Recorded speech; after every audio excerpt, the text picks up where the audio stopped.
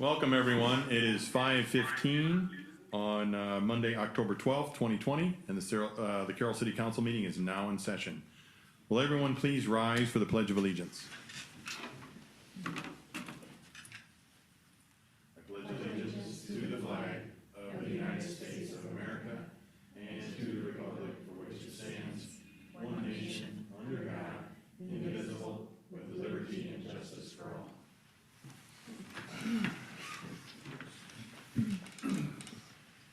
Please note everyone in attendance except Jerry Fleschner, Councilman Fleschner. The first item on the agenda this evening is the consent agenda, which is approval of the minutes of the September 28th meeting, approval of bills and claims. There are no licenses and permits this evening. The street maintenance facility, construction materials testing proposal, the firefighter resignation and appointment, and an appointment to committee of the Library Board of Trustees, Julie Perkins, for a 6-year unexpired term. I'll look for a motion to approve the consent agenda. I move to approve the consent agenda. And I'll look for a second. Second. There's a motion and a second. Is there any other discussion? Seeing none, you will go ahead and vote, please. Seaman? Yes. Haley? Yes. Dirks? Yes. Cass? Yes. Base? Yes. The next item on the agenda is the oral requests and communications from the audience. I believe we have 2 individuals online who would like to make a presentation. Are they still there?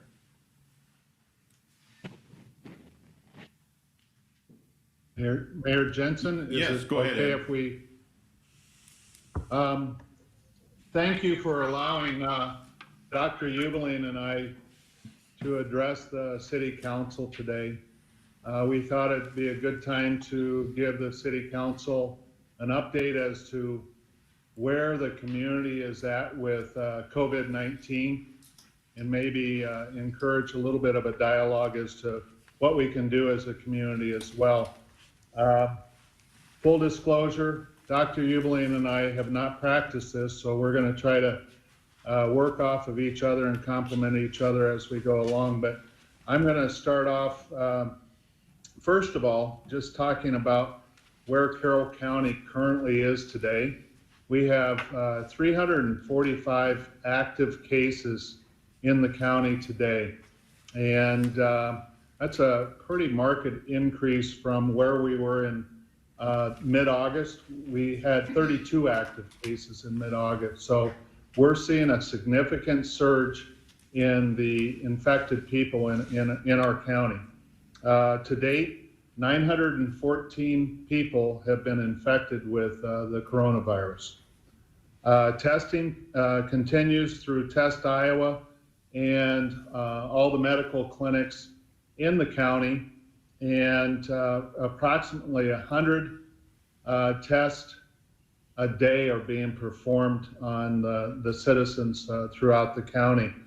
Currently, the state is reporting that Carroll County has a 20.2% positivity rate, and that's really high.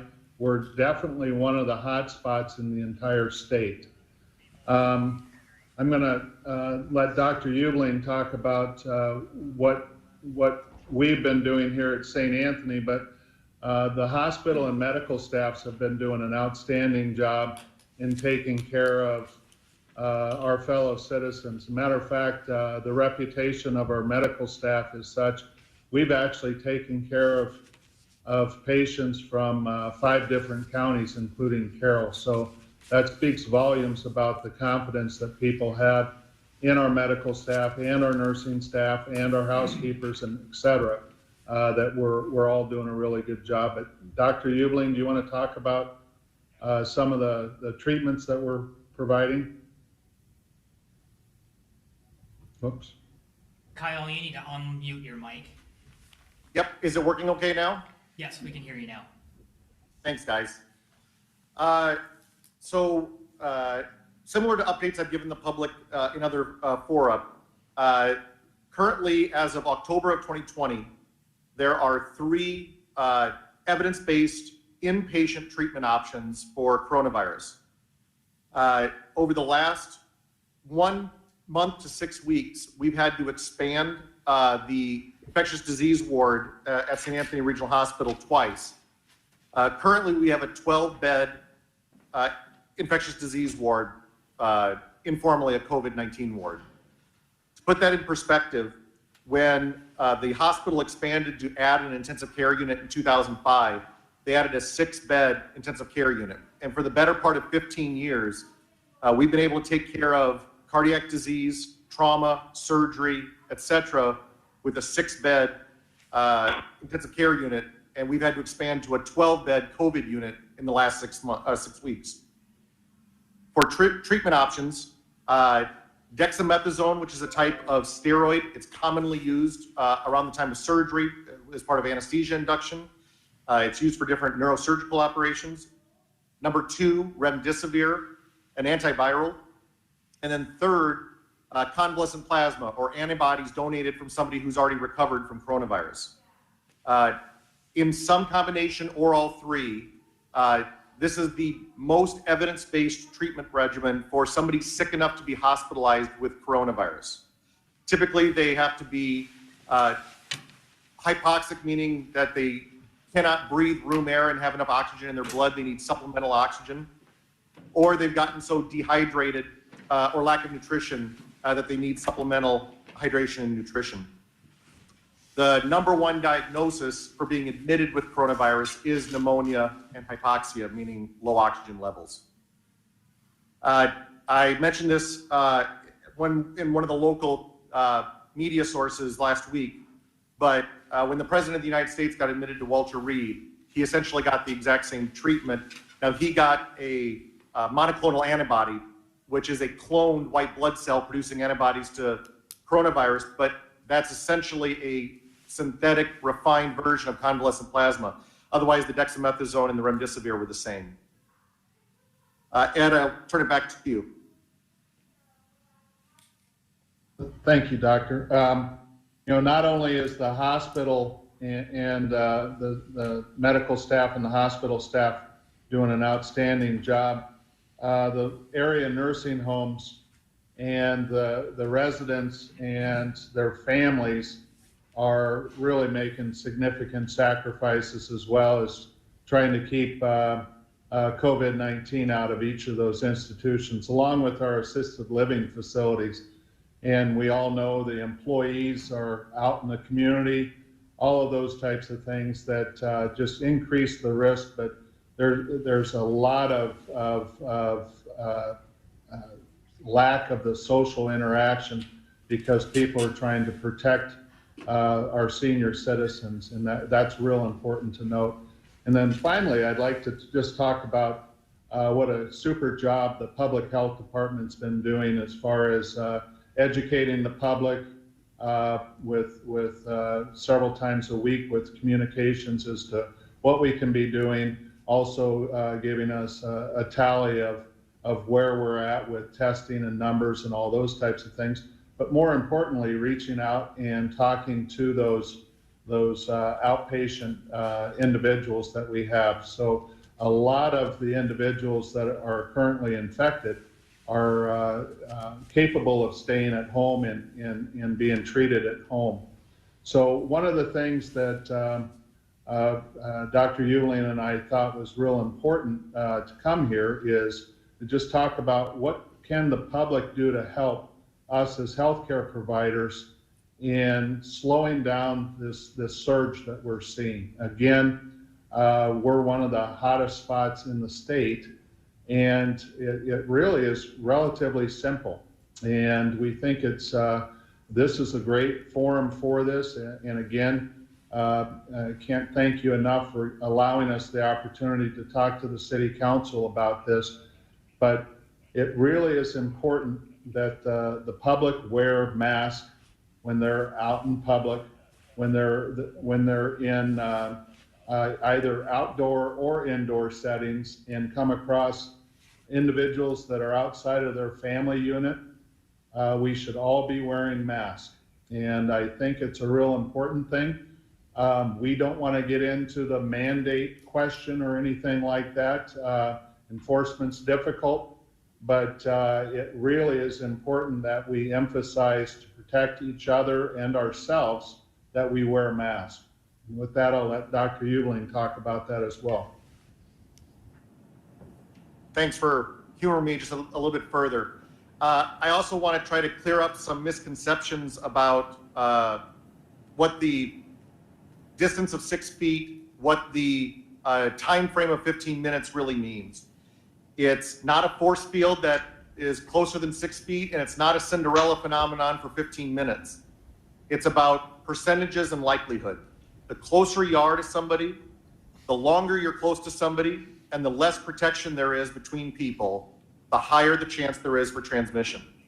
So while we had to have some guidelines nationally on who are more likely and less likely to be exposed, 5 feet 6 inches does not dramatically protect you, or does not dramatically put you at increased risk from 6 feet. 14 minutes and 30 seconds does not dramatically protect somebody over 15 minutes. So there's stories of certain organizations rotating people every 14 minutes to try to keep under the 15 minutes. That's not science. Right? I just advocate for using the things that are as less intrusive as we can try to make them, which is wearing a facial barrier, like Mr. Smith said, when you're not around your family unit, when you're not around your close social unit, distancing wherever practical, and washing your hands way more than any of us normally would outside of the hospital. These are the things that can help protect us. This is a little bit more of a significant plea. And this is not unique to St. Anthony. I'm regularly in touch with our hospitals in our surrounding counties, either physically there or on telephone. We are not the only area seeing a surge. Our major referral centers are having to shut down for transfers from our hospital to them on an intermittent basis. The ability for the major hospitals or the local hospitals to be able to do certain procedures that would require nursing to stay with patients long term, those things are very difficult if we also have multiple COVID inpatients that keep surging. The better the public can keep our numbers down, the easier we can continue, businesses operating, operations occurring in the hospital, the regular non-COVID related healthcare that happens every fall, whether it be cancer or heart or surgical treatment.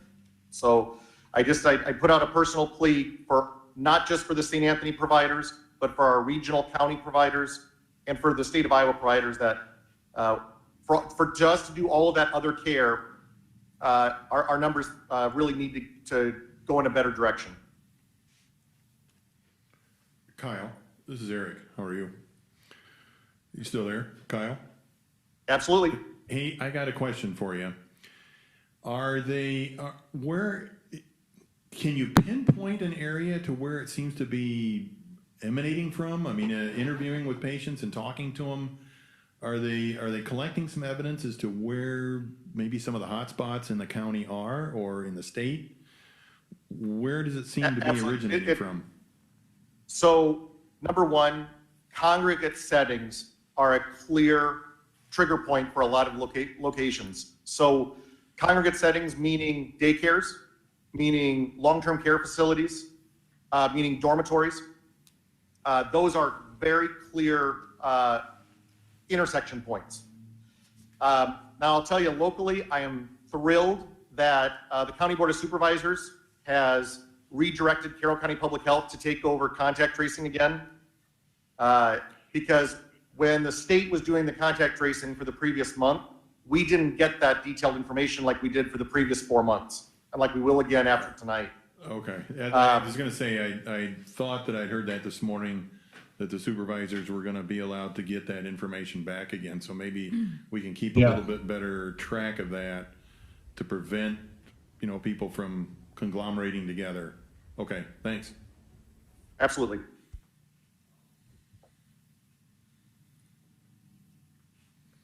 Any other questions from the mayor or other council members?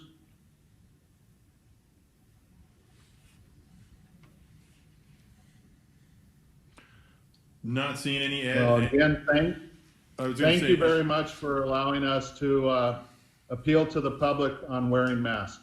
Thanks. Thanks, Ed. Thanks, Kyle. Thank you, guys. I don't know if maybe it'd behoove us or, you know, if maybe in another month we get an update from them again. I mean, I think just, you know, people do listen to us here, I think, and do tune in, so it wouldn't hurt. It's just more public information.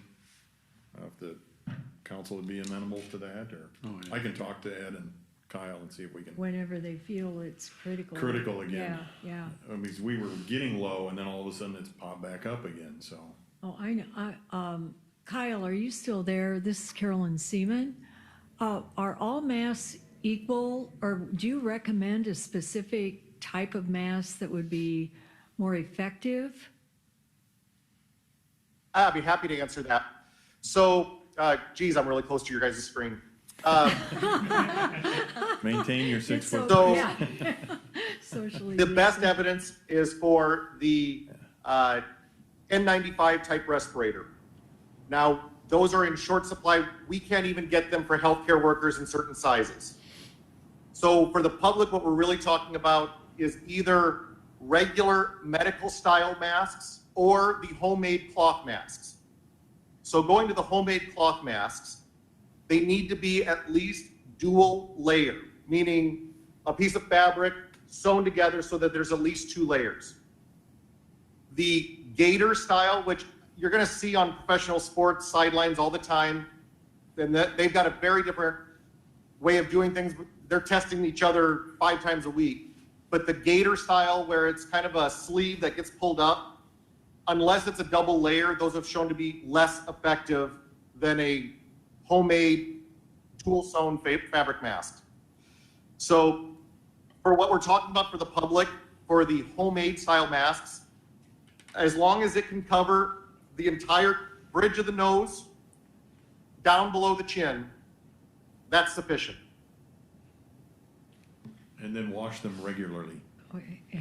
Yeah, or at least leave them out in sunlight so that they completely dry. But Dr. Jensen brings up a great point. Wearing them around 200 people and then touching them and touching your face with it, not the best idea. So if you can wash it on a regular basis in warm water, excellent. If not, at least allow it to dry out in sun completely. Thank you very much. No, thank you for the question.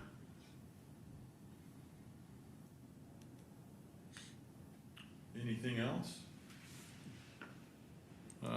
Seeing none, I appreciate your guys' time, and I'll let you guys get back to business that you gotta get done and everything. And like I say, I'll try and get a hold of you again and see if we can't, maybe get another update if some, you know, things dramatically change. No, thank you again, appreciate your guys' time, thanks. At your service. Thanks, guys. All right, the next item on our agenda is under ordinances. There's actually a number of people that is online, so I don't know if you want Oh, to ask if there's. is there, other public well, is there anything else, out there? Oral requests and communications from the audience? And certainly, if you have a computer, you should unmute your computer at this time if you have a public comment for items not on the agenda.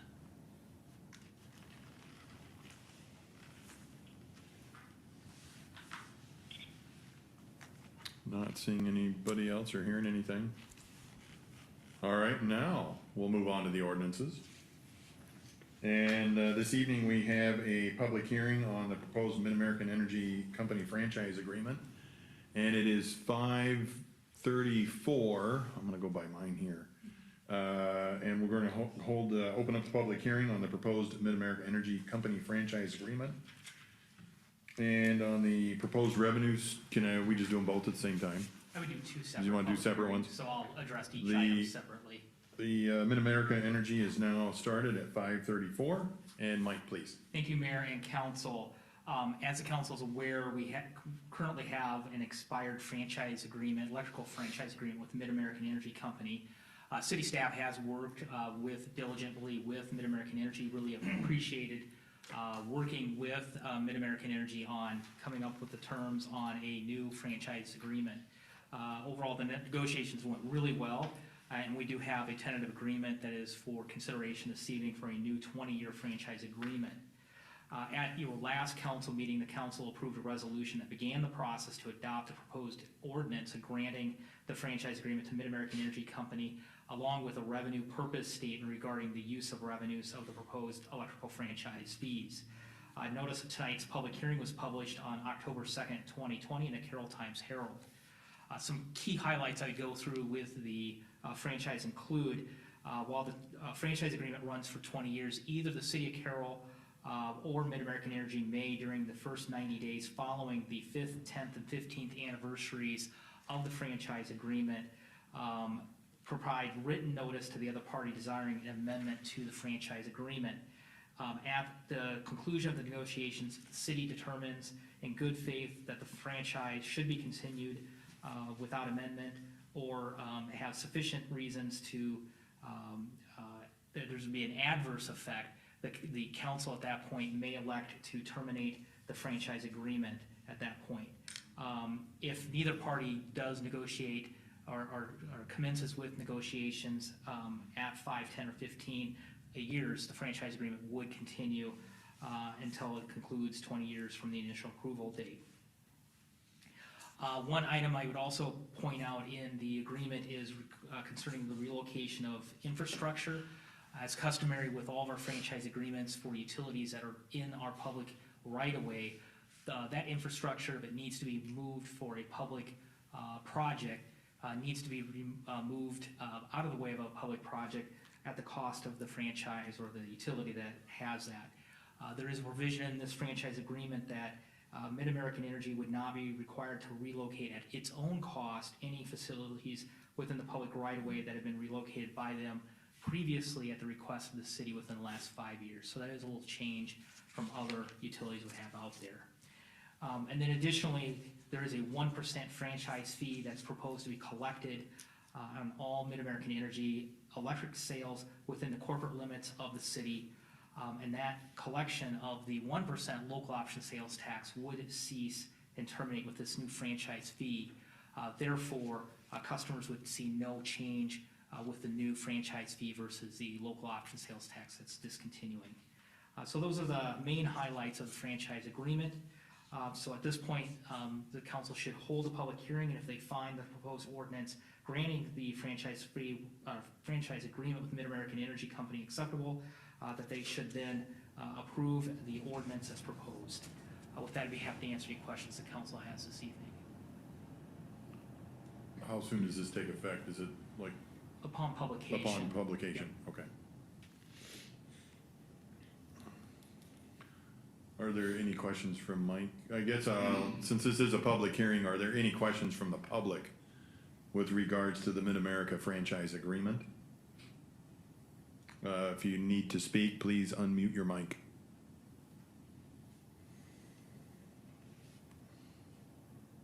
None? Are there any questions for Mike from the council? If not, it is 5:38, and I'll close the public hearing. And I will look for a motion to approve the ordinance repealing the ordinance of number 9506 and granting Mid-America Energy Company and or its successors, it assigns the right and non-exclusive franchise to acquire, construct, direct, maintain, and operate in the city of Carroll, Iowa, an electric system, communications facilities, and to furnish and sell electric energy to the city and its inhabitants, and authorizing the city, well, I'll do that one next, to collect the. That's part of the. That's part of that. Yes, Then authorizing the city to collect the franchise fees for a period of 20 years. period. Yeah, that's where it stops. Got it. So this would be a motion to approve the first reading and then waive. Well, yeah, it's gonna be, approve the first reading. And then if you want to waive the second and third. reading. Yeah. And then did you want to waive the second and third as well? We'll see how the vote goes. Yes. So we, okay, yes. I'll support. We have a motion and a second. If there's no other discussion, we'll go ahead and vote, please. Cots, Yes. Dirks. Yes. Haley. Yes. Base. Yes. Seaman? Yes. Motion is approved. And then, And motion to adopt. motion to adopt. So moved. Second. There's a motion and a second. If there's no other discussion, we'll go ahead and vote, please. Dirks? Yes. Cots? Yes. Seaman? Yes. Space? Yes. Haley? Yes. Ordinance is adopted. Thank you. Then the next one is, it is 5:40, and we'll go ahead and open a public hearing on the proposed revenue purpose statement for the proposed electric franchise fee. Thank you, Mayor and Council. 5:40, and go ahead, Mike, please. So with this, now with the franchise fee, 1% franchise fee that would be in the ordinance, the city is required to adopt a revenue purpose statement. And there is a resolution included in the packet this evening that does that. The revenue purpose statement simply says that the 1% franchise fee in excess of the amounts necessary for the cost associated with inspecting, supervising, or otherwise regulating its franchise may be expended for any of the following: the construction, reconstruction, or repair of streets, highway, bridges, streets, pedestrian underpasses and overpasses, street lighting fixtures and public grounds, and the acquisition of real estate needed for such purposes, public safety, including the equipping of fire, police, emergency services, sanitation, streets, and civil defense departments, the establishment of construction, reconstruction, repair, equipment, remodeling, and extension of public works, public utilities, and public transportation systems, the repair, remediation, restoration, cleanup, replacement, and improvement of existing public improvements and other publicly owned property, buildings, and facilities, projects designed to prevent the mitigation future disasters as defined by Iowa Code 29C1, or excuse me, 29C.2, energy conservation measures for low-income homeowners, low-income energy assistance program, and winterization programs, abatement of fees for property damaged by disasters defined by Iowa Code 29C2, and economic development activity projects. So it's a pretty broad range of areas that the fees could be expended for. So council's asked to consider the resolution, hold a public hearing, and if the resolution's accepted or found acceptable, to approve such resolution. With that, I'd be happy to answer your questions the council has this evening. Mike, would monies out of this be able to be used to pay for some people that can't, they're behind on their electric bill or anything like that? Is that, I know there's some state programs for that. I don't know if this qualifies as this also. I Are you don't aware? know Don't know? that Okay. answer specifically. I mean, it would allow a low-income Yeah, program to be administered by the city, but the city certainly doesn't have to do that. The amount of money we're talking would be about $120,000 a year, so it's a pretty small amount of money in the grand scheme. yes. So the likelihood of other needs, including street repair, Yeah. will probably be a higher priority. Okay. I was just listening to that this morning or the other morning on the radio about, I think there's a state program for that now. And I didn't know if they could have, if the city could do that, if the state failed to be able to do anything or was unable to do anything. Yeah. Okay, thank you. Yep. Again, this is a public hearing.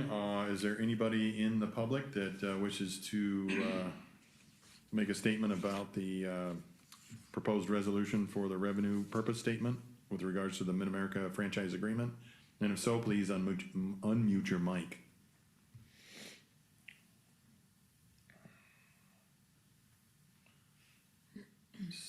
Not seeing anything there. Are there any other questions from the council for Mike? If not, I will need a motion for, to adopt the, Can we close the public hearing? oh, yeah, almost got, getting ahead of myself here. It is 5:44 and we'll close the public hearing. Oh, yeah, thank you. Then I will need a motion to adopt the revenue purpose statement regarding the use of the revenues from the proposed electric franchise fees pursuant to Iowa Code 364.24F. So moved. Second. There's a motion and a second. There's no other discussion. We'll go ahead and vote, please. Base? Yes. Cots? Yes. Seaman? Yes. Haley? Yes. Dirks? Yes. Resolution is approved. Thank you. The next item on the agenda is the Carroll City Ordinance, chapter 46.02, 121.01, and 121.07 amendments, cigarette and tobacco ordinance changes. And Brad, please. Thank you, Mayor.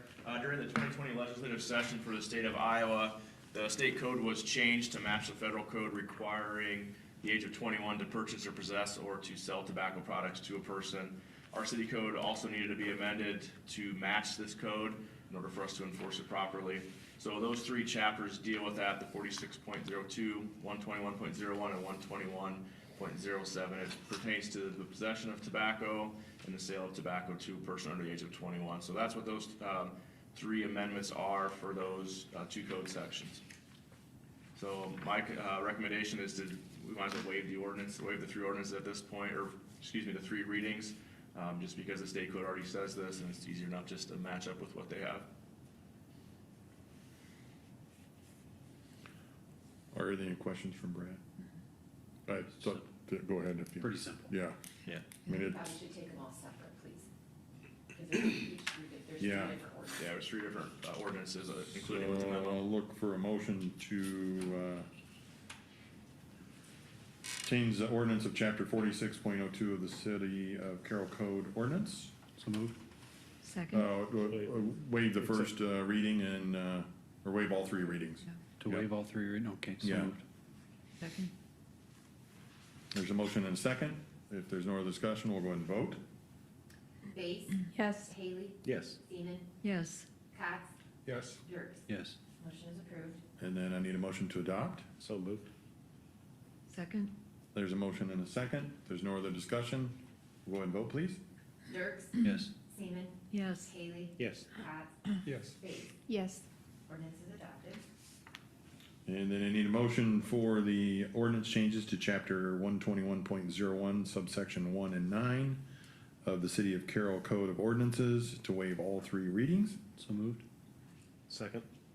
There's a motion and a second. If there's no other discussion, we'll go ahead and vote, please. Haley, Yes. Jerks, Yes. Base, Yes. Cox, Yes. Seaman. Yes.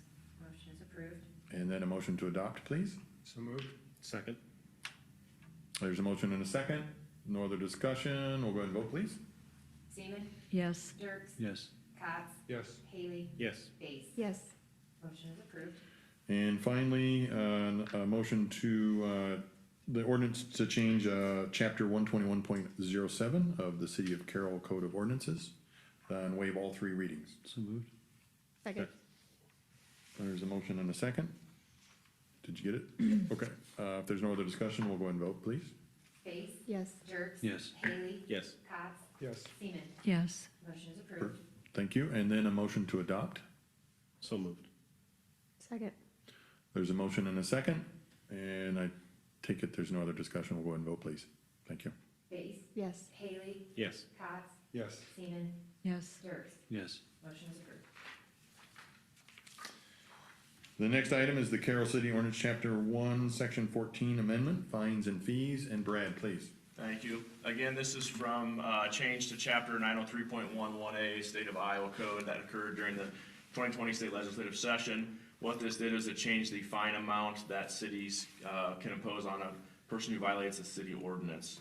The amounts changed from 65 to 95 up to, correction, it was 65, the minimum now is 90. The maximum was $625, now it's $855. And that's what the court could impose onto a subject who does violate. So again, it says a state code change. Our code does reference the 903.1 subsection 1A. So my recommendation would be again to waive all three ordinances and adopt. Waive all three Reading. Or three readings, excuse me. Sorry. That's okay. I know what you meant. Are there any questions for Brad? If not, I'll look for a motion to accept the ordinance amendment to Chapter 1, Section 14 of the City of Carroll Code of Ordinances and waive all three readings. So moved. Second. There's a motion and a second. There's no other discussion. We'll go ahead and vote, please. Jerks. Yes. Haley, Yes. Seaman, Yes. Base. Yes. Cox. Yes. Motion is approved. And then we'll need a motion to adopt. So moved. Second. There's a motion and a second. We'll go, no other discussion. We'll go ahead and vote, please. Cox, Yes. Seaman? Yes. Dirk? Yes. Haley? Yes. Space? Yes. Ordinance is adopted. Thank you. Thanks, Brad. Let's see, we'll move on to resolutions next, and the first item is the Westfield Urban Renewal Plan, and it is 5:50, and we'll open a public hearing. And Mike, please. Thank you, Mayor and Council. At your September 14th meeting, Council approved a resolution that began the process to amend, or to approve this amendment number 1 to the Westfield Urban Renewal Plan. The memo at that point, or the memo does include a number of steps that needed to be approved. The first was holding a consultation meeting, which occurred on September 24th of this year between the Carroll Community School District and Carroll County to review the proposed amendment number 1 to the Westfield Urban Renewal Plan. The minutes were included.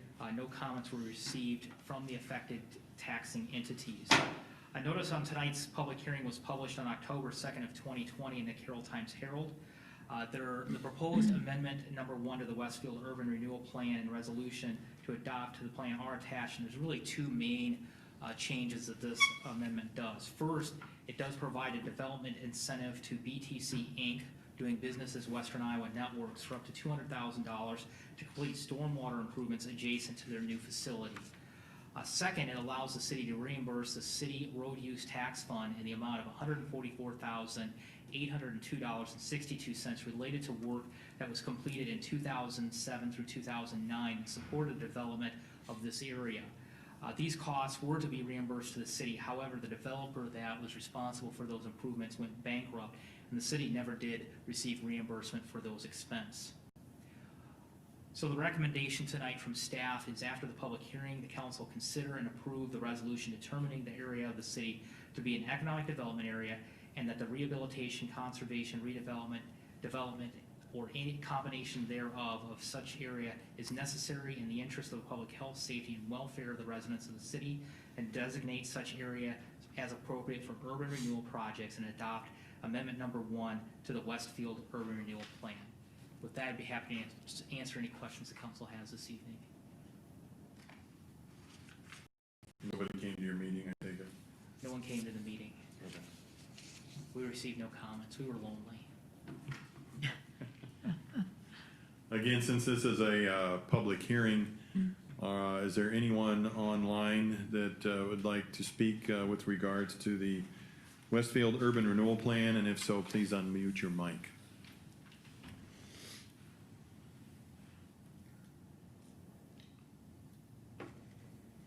Seeing none, are there any questions for Mike from the council? Seeing there's no more discussion, it is 5:53, and we will close the public hearing. And I'll need a motion to approve the resolution determining an area of the city to be an economic development area, that the rehabilitation, conservation, redevelopment, development, or a combination thereof of such area is necessary in the interest of the public health, safety, and welfare of the residents of the city, designating such area as appropriate for urban renewal projects, and adopting the amendment number 1 to the Westfield Urban Renewal Plan. So moved. Second. There's a motion and a second. If there's no other discussion, we'll go ahead and vote, please. Haley? Yes. Seaman? Yes. Dirk? Yes. Cox? Yes. Space? Yes. Resolution is approved. Thank you. Let's see, the next item is a public hearing on the proposal to enter into the development agreement with BTC, and it is 5:54, and we'll open the public hearing. And Mike, please, again. Thank you, Mayor and Council. So BTC Inc., doing business as Western Iowa Networks, has requested the city provide incentive in the form of a tax increment financing rebate for them to complete the stormwater improvements adjacent to the new building at the northeast corner of Market Street and Kitty Hawk Avenue. Attached to this proposal in the packet was a copy of the development agreement that enables the proposed TIF rebate. A development agreement outlines on the terms and conditions of the incentive. The incentive will be a rebate of actual costs to do the infrastructure up to $200,000. It's proposed that BTC Inc. then be reimbursed the TIF proceeds over 3 years, starting in December of 2023, which is the first year that they will pay full property taxes on the new value of the building under construction. The agreement does include a job creation covenant, and the agreement requires 20 full-time equivalent jobs within 90 days of the issuance of the certificate of occupancy, and 23 by July 1st of 2022. If the minimum number of jobs are not maintained in any given year during the term of the agreement, then the developer shall not receive the incentive for that year. And essentially, we'll rebate the costs of the stormwater improvements over a 3-year period in equal payments.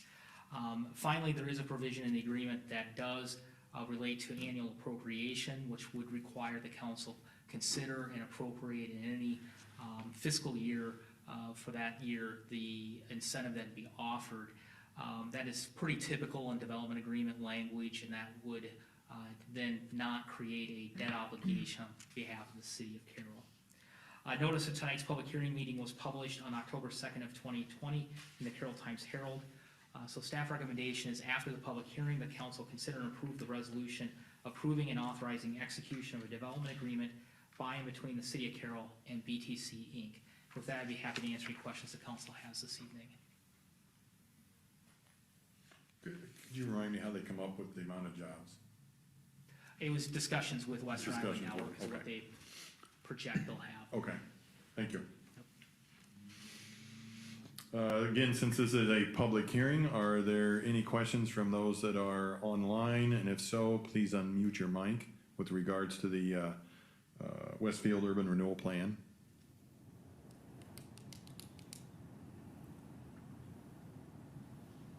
Seeing none, are there any questions from the council? It is 5:57, and I will close the public hearing. And I will look for a motion to approve the resolution to authorize the execution of a development agreement by and between the city of Carroll and BTC Inc. So moved. Second. There's a motion and a second. If there's no other discussion, we'll go ahead and vote, please. Base, Yes. Seaman, Yes. Jerks. Yes. Haley. Yes. Cox. Yes. Resolution is approved. Thank you. Our last item under resolutions is the 224 North Main Street request for development proposals. And Mike, please. Thank you, Mayor and Council. As the council's aware, the city purchased property at 224 North Main Street October of last year with the purpose of demolishing the former city apartments building and then selling the property for redevelopment. Demolition of the work was completed this summer, and final environmental testing was completed in September, and the city's now in a position to sell the property. Included in the council packet was a copy of a proposed RFP for the council's consideration. The RFP calls for redevelopment of the property into a residential use. The preferred but not required development would be a 4-plex residential building. The RFP considers both land price, future land use, developer experience, and architectural style in determining what would be a preferred development proposal. If the proposed RFP is approved by the City Council this evening, the timeline outlined in the proposal for the sale of the property would be, proposals would be due November 12th at 11 a.m. to the City of Carroll. On November 23rd, the Council would select the preferred proposal and set a public hearing on the sale of the property. And on December 14th, a public hearing would be held by the City Council to consider and then possibly approve the preferred proposal. Now, the RFP, the way it's structured, does call for the land to be initially sold or transferred with a real estate contract of sale with the proposed preferred developer, specifying the kind of terms and conditions based on the proposal that they make. A deed then would be provided upon completion of construction and the terms and conditions as set forth in the real estate contract of sale. The RFP does require that redevelopment would be required to start within 9 months of the real estate contract sale, and the date or date otherwise mutually agreed by the parties, and then would need to be completed within 18 months of the date of the real estate sale, contract sale. The reason we're doing it that way is really if we end up with an issue where a developer doesn't execute, then the city can terminate the contract of sale, and then we don't have to kind of chase this property again. There are city policies related to City Policy 304 for the sale of surplus city property and 307 appraisal of real property sales and purchases to cover the city requirements for the sale of real property by the city. These policies do go beyond the requirements of state code. And additionally, the city really would like to be in a position we get this property back and not just hold it for an arbitrary appraised price. So with that, the city staff is requesting that the council waive the purchasing policy, specifically 304 and 307, so we can proceed with the RFP as drafted. So the staff recommendation this evening is the mayor and city council consider a motion waiving city policy 304 and 307 related to the sale of real property and approve the proposed request for redevelopment proposals for 224 North Main Street. And with that, I'd be happy to answer any questions the council has this evening. So we hang on to the deed until it's completed according to the specifications that we ask. Correct. And that would all be outlined in the That's in there. contract. Yeah, I read that, and I think that's a great idea. So, are there any questions for Mike?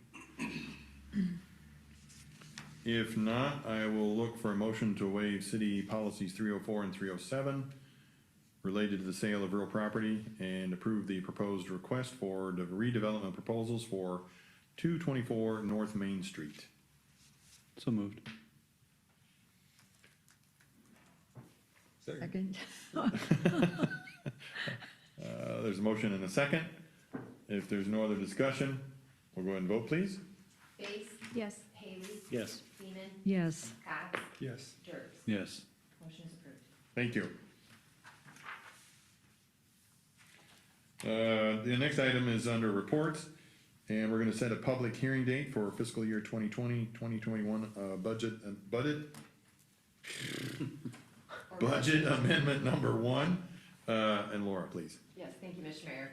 As everybody probably knows, our budget is our document that we work from, and it's very important that we make sure we stay within our budgeted amounts. So the items that are included in this budget amendment are mostly, for the most part, I'll highlight a couple of them that are not, but the remainder of the items relate to projects or purchases that the city had tended to purchase in fiscal 20 or prior years and just did not get completed as of June 30. And then therefore, to have the authority to spend those monies in this current fiscal year, fiscal 21, we do need to do a budget amendment in order to spend those monies. There are a couple of items that council has taken action on that were not originally any discussion other than this current fiscal year, and those were for the retail recruitment and the US 30 corridor plan. So those have also been included. Otherwise, everything else are items or projects that we have been discussing either in fiscal 20 or we have been discussing for many years. So tonight is to set the public hearing for our next council meeting, which is October 26th. Is there any question on any particular item that is included? Is that runway maintenance project, is that completed? That's done?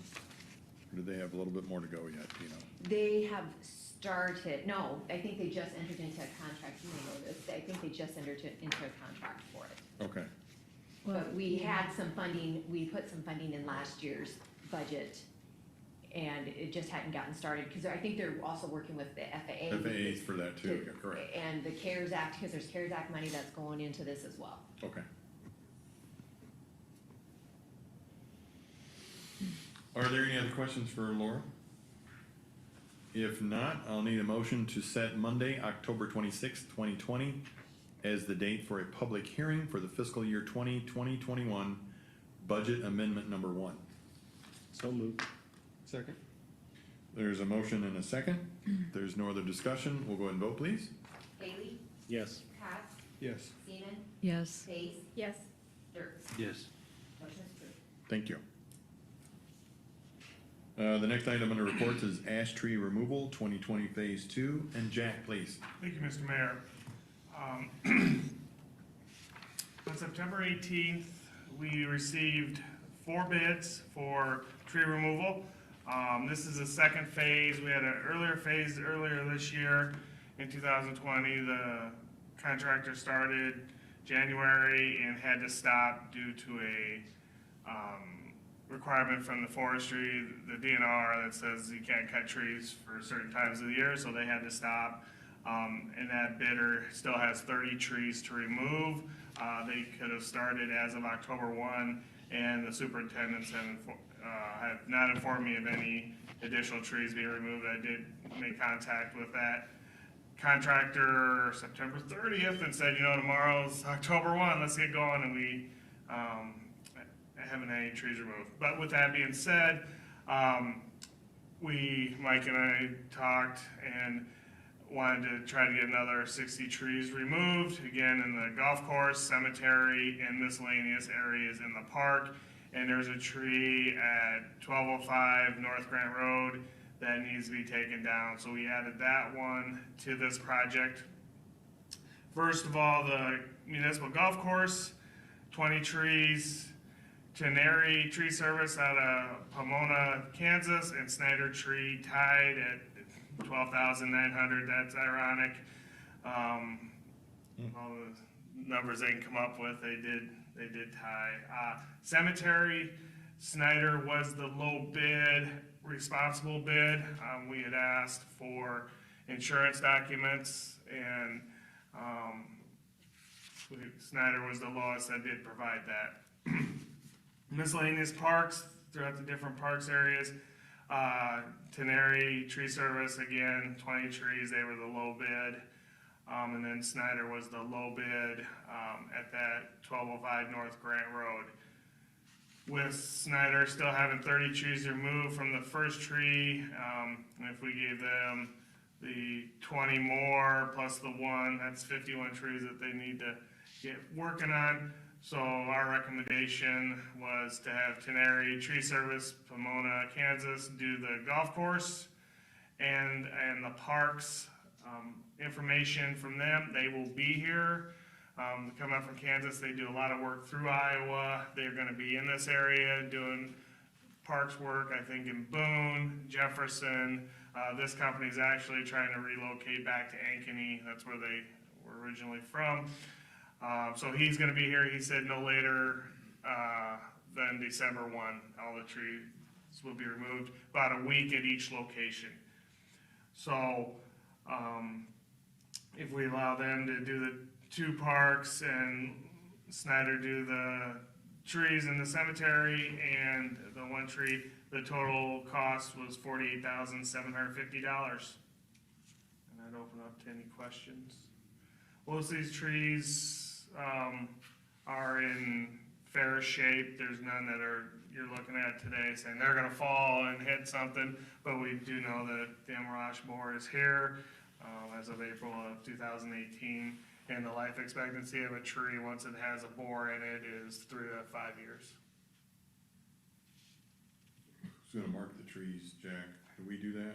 We did. They're Yeah, already they're marked. already If you go through the Okay. golf course, cemetery, you'll see the ones. So they'll know right where to go? Yep, Okay. yep. If a tree is dead, does it have to fall within that same time frame as what you mentioned?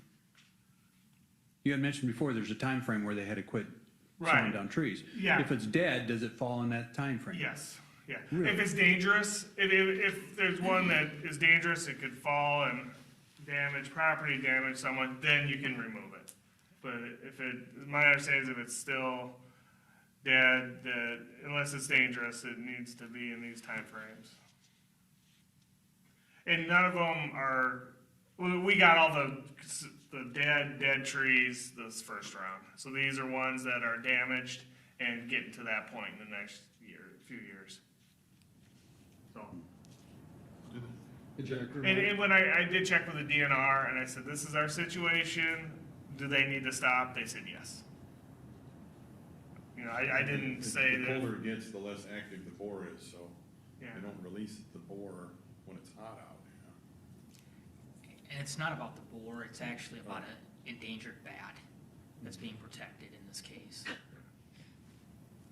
Habitat and. Hey, Jack, can you remind me, these trees that were pulling out, have they been affected by emerald ash borer, or is this still preventative, or a combination? Combination.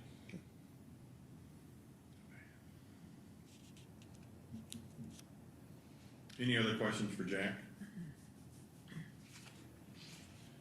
If not, I will look for a motion to approve the following bids for the 2020 ash tree removal Phase 2, with the Carroll Municipal Golf Course being awarded to Trinaries Tree Care for $12,900.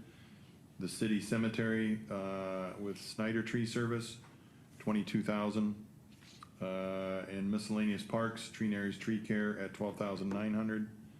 And then the single tree at 1205 North Grant to Snyder Tree Service for $950, for a total cost of $48,750. So moved. Second. There's a motion and a second. If there's no other discussion, we'll go ahead and vote, please. Bates? Yes. Dirk? Yes. Haley? Yes. Cox? Yes. Seaman? Yes. Motion is approved. Thank you. The next item on the agenda is, under reports, is report of bid opening stand on mower 2020. And Jack, please. Thank you, Mr. Mayor. On October 2nd, 8 proposals were open at the time of the bid opening, and I did attach the summary of the bids received.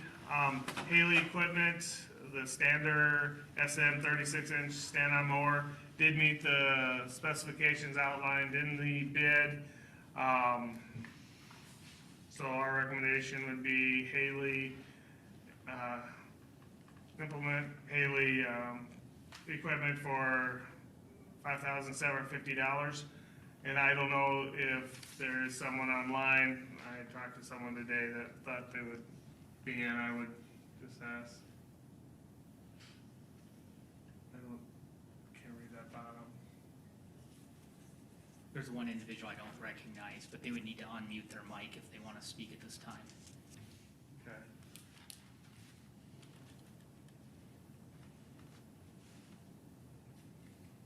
Do we have one to trade in, Jack, or no? No, this is a new piece of This is a equipment. brand new piece. Yeah, to use around City Hall, the old City Hall, Library, Police, the medians, a lot of different places that they can use this that'd be ideal for. Do we currently have a stand-on mower? Hmm. No? I think in those tighter areas where it's a little smaller, probably easier. Jack, on number 2 and number 3 and number 6 and number 7, why are there 2 bids from the same places? Haley had the low bid. Haley's stand-on mower as a pole start, and if you want to adjust the height from 1 to 5 inches, you have to get off the mower and adjust the heights. We did go out and meet with Clay, looked over the mowers, and did ask to look at it and to watch it being raised and lowered, just so we had some idea of how to do it. And Clay had said it's pretty easy to do, and we took his word for it. The other one that was like $70 more for Iowa small engines is electric start, and you can stand on it and raise it from 1 to 5 inches. Will we raise it every time we mow somewhere different? No, but there are times that maybe the guys got behind, didn't get to mow something, and it's a little bit higher than normal, so they'll adjust it for a situation like that. We have a lot of rain. Yeah, so it will be adjusted. I don't know if you'd want to explain how you. My question is why is there, like, number 2 and 3, why is there 2 bids from the same place? Just different styles, different options. Okay, because it doesn't have a breakdown elsewhere in the charts. Right, But those other, they met yes. the specifications Yeah. though too, And but we had a very generic bid bid. to allow, these 8 companies, Okay. or 5, 6 companies. Well, I just didn't see a breakdown elsewhere, and I was Yeah. curious. Yeah. So again, the 2 lowest bids, that would be the only difference, would be electric Okay. start and be able to raise it on the fly. What's the warranty on that? One that, Probably 2 to 3 years. 2 to 3 years, Yeah, that's what we get a lot of times on them. gotcha. And we have no problem with any of these companies. They'll work with us and they'll be a good respondent. They're all local, so that's a nice.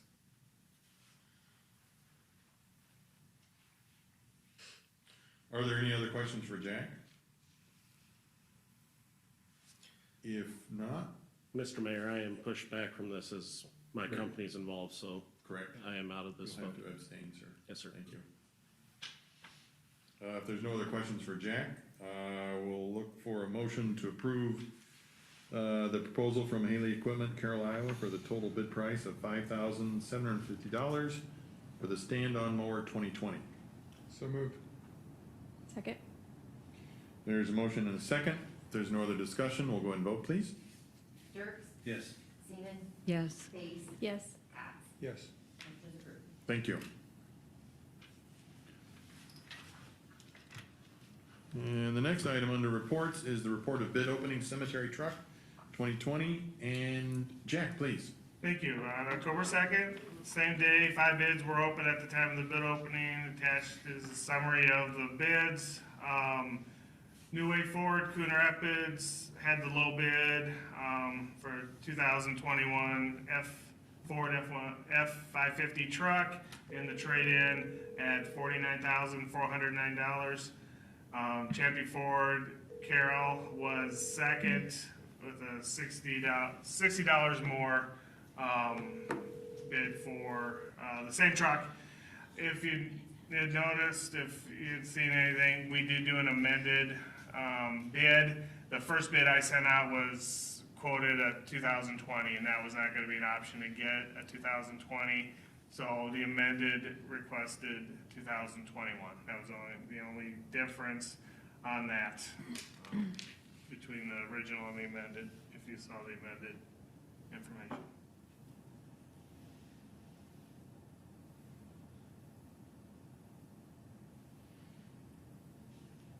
So exact same truck. We did get a little bit better trade-in from New Way Ford on the Dodge 2500, which I have talked to some of you. This needs to go. It's This is a served its pickup? purpose. Yeah. 19 years old, and it's Jack, is a Dodge 2500, you said it's the exact same as a F550? no we have 2 Ford bids. Okay. And they're the same truck, just happen to be different Okay. locations. My only question would be why, a Dodge 2500 up to an F550. Is there a reason why we're jumping in? It's a bigger truck, way bigger truck, right? They all had to meet the specifications as far as tonnage and everything, so it had to be the same build. No, I understand that. I'm just asking why we were specifying an F550 truck, It's a bigger truck, because That's we what I need to mean. put dirt on it. which we don't do that with the Dodge 2500 right now. I think they changed numbers. Yeah, we do a little bit. No, we don't. We need 2 trucks we have a truck similar to this already. We want 2 trucks because there are times that we have 2 funerals, Friday, Saturday, especially in the winter time, that we dig them, cover them, and we have dirt on 2 trucks. The other times we've had to borrow Public Works, other departments' truck to have 2 trucks with dirt on it. It happens more often. We're seeing, and we're gonna get into this discussion when we talk about the cemetery. People like being able to have their families back and have weekend funerals. So you see 2 Saturday funerals more often, 2 Fridays. So, yeah, we are trading in a smaller truck for a bigger truck. Yes. This is our second truck then in the Yes, cemetery. of that size, that we can put sufficient dirt when we dig the, a lot of times we'll dig a hole, they go down 6 feet, 8 by 10, spot, we dig the first, truck, we go park that. Sure. The second truck, that first one, we go dump the dirt as excess dirt, and then the second one, we leave on the truck, cause when you put the vault in, you just need that second truck that's filled to dump to fill it and curve it, so it stays, Need the second volume of dirt. yes, yeah. It takes two trucks to dig a full burial at the cemetery. The first one we dump, 2 truckload. yeah, 2 truckloads. Okay. Yep, You had me confused there. I was Yeah. thinking you were gonna buy 2 trucks. right. I'm like. No, Yeah. we have one that's 2012, 2011, so it's getting there in age too, but yeah, this is a smaller truck. Yeah, I'm sorry. Yeah, no, I got it figured out.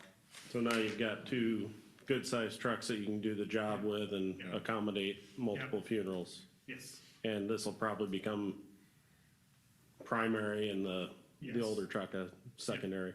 Yep. Real good. Mr. Mayor, I'd like to make the motion to accept the bid from New Way Ford of Coon Rapids for the Ford F-550 at the amount of $49,409 trade difference. There's a motion and a second. Second? We have a motion and a second. Mayor, I don't know if there's someone online either with Oh. the trucks that maybe wanted to talk. I thought maybe. Hi, this is Kurt Lango with Champion Ford. Oh, I go ahead. wanted to be available. Can you hear me okay? Yes, sir. Okay. I just wanted to point out too that our truck would qualify for our standard policy of free oil changes for life. We do that on all new vehicles here. That would be included on this truck as well too. And I'll also point out that one oil change is going to be more than $60. Okay. Thank you, Kurt. Appreciate it. Just out of curiosity, I know New Way is the only dealership that can offer warranty for life into the drivetrain, and I believe this would apply for that as well. So, any mechanical or drivetrain issues over the future would be covered. Were oil changes or drivetrain warranties covered in your bid request, Jack? No, we. Well, I will say, if I can jump in here, I would take some time and take a look at that warranty because I don't believe that that warranty is as effective as what you're probably going to believe it is right now. There's a lot of steps that you have to follow. I believe all of your maintenance work has to be done at that location.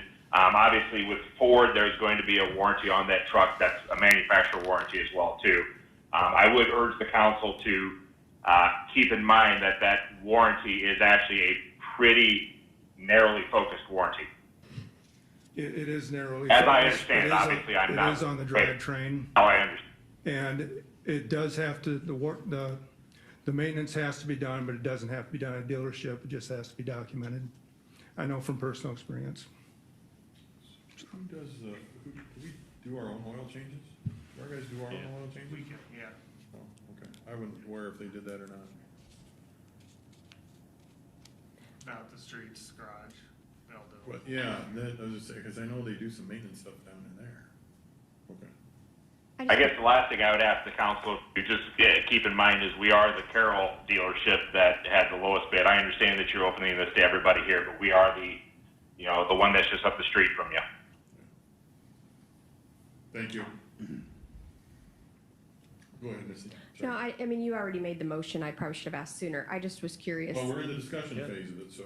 Well, but my only question, it really has to do with the trade-in value, and maybe nobody here knows, but I was just curious, do we ever just go out and like auction that to the public or anything?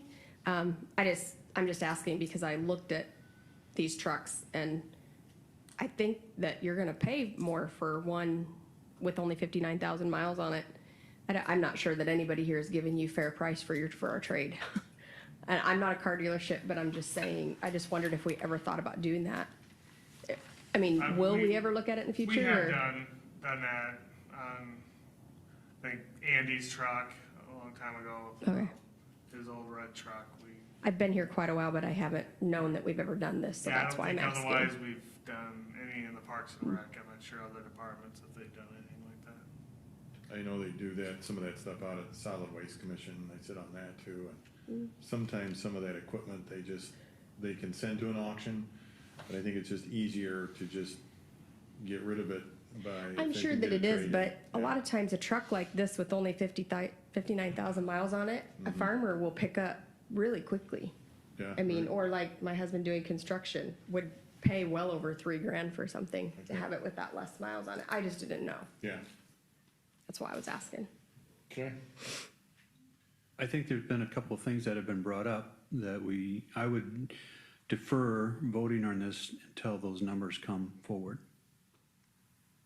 What number? Well, the oil, Yeah. we got a difference in oil changes, there's a difference in price, and they're talking about difference in warranties. I'm ready to move forward. We have a motion already on the floor. All right. I mean, if the motion fails, that's something we can do. Okay, In discussion, Laverne, I would point out, and I want to thank Kurt for being here tonight and addressing the council. I appreciate your information, but we base this off from the lowest responsive bid, and if extra warranties and oil changes were not a part of the bid, that's not a factor that, you know, the other dealerships would have had consideration of either. That'd be something to consider in the future. Absolutely. You could look at in bid specifications, yeah. If there's no other discussion, we'll go ahead and vote, please. Dirks, No. Base, Yes. Seaman, Yes. Haley, Yes. Cox. Yes. 4 to 1. 4 to 1, Yep. motion approves. Approves, okay, thank you. I trust everyone's read the committee reports. I just hope Councilman Fleshner does well. He's in our prayers. And glad to see you're fully recovered. Thank you, sir. Are there any comments from the city council? Any comments from the city manager? Not this evening, thank you. If not, we'll move on to the work session unless somebody needs a bathroom break or something. Actually, I do. Go ahead, Jack. Yeah. Yep, we'll give you 5 minutes. If anybody else needs to go. Yes. So we'll put a pause on for about 5 minutes. Can you mute them?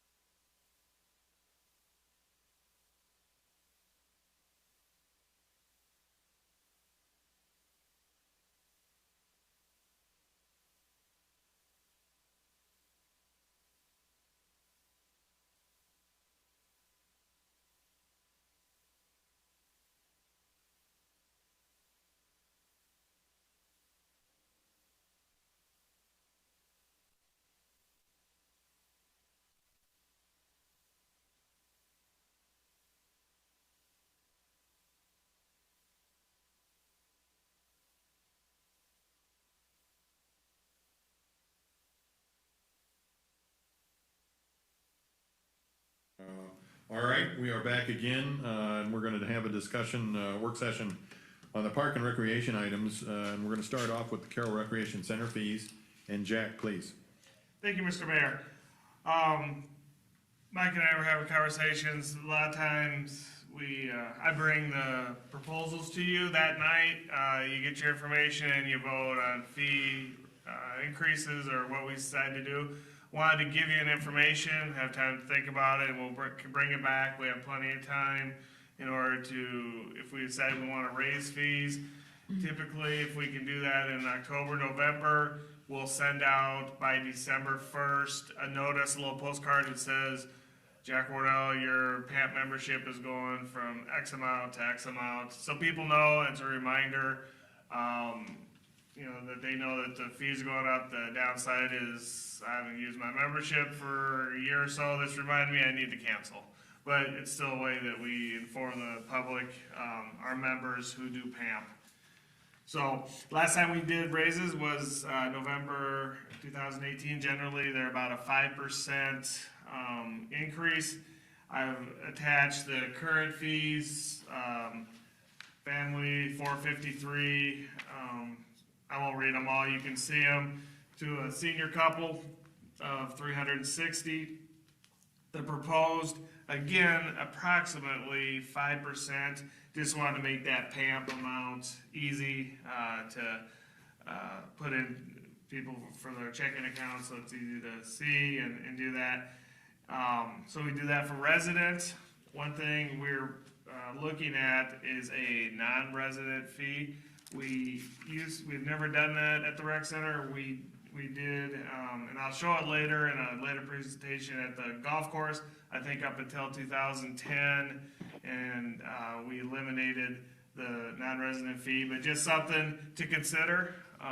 If you want to do something like that, generally it'd be about another 5%, approximately 5% rate increase. That way, and again, we want the PAMP to be an easy number for people to remember and for us to talk about. Actually, there was a non-resident fee when I moved here at the rec center. I couldn't find it, and Yeah, there was. I remember one too. okay, Yeah. okay. The documents I had didn't show anything, but okay. That's been a long time ago. Yeah, it has been. a long time. 95. Let's say that's been more than 20 years. Yeah. Yeah. I think we can give you by on that one, Jack. Okay. I gave it 2005. 24-hour access, still keep that $10 a month per person. Family membership, husband and wife both want it, is $10 a piece. 74 24-hour passes right now is what we had. We kind of thought at this point we'd be about 100, but still 74 people that have committed to 24-hour access. Monthly memberships. You don't want to commit to a year, you're going to pay more. The breaking point's generally between 7th and the 8th month of PAMP membership. If you're going to be a member for 8 months out of the year, you should do the PAMP. So breakdown of the fees currently, family is $50, it goes to $52. We just added $2 to most of those prices. And again, a non-resident, we added $2 on top of that. These new rates are going to effect January 2021. So we did show rate increases. You can see how we had those over time. And we used to do annual, 6-month, 3-month. About 2013, we decided to minimize our membership options. Instead of having 6 months, you want to be there 6 months, you just pay month to month, you pay for 6 months. Just trying to eliminate the confusion in so many different prices. And down there it shows the current amount. How many memberships do we have currently? We have over 1,400 memberships, anywhere from 2,900 to 3,100 members. Does that make sense? We really struggle. That's the one part with Perfect Mind. I was going in updating today. I actually called Joel. He's the one that made a special program to try to figure him out, and it just wasn't as smooth as we thought. But we were able to tell you have about 29 to 3,100 members. You're How many 24 hours? 73. Your adults, around 400 to 500. We lost quite a few with the businesses in town that opened up. Families has always stayed pretty steady. So seniors is a good group. So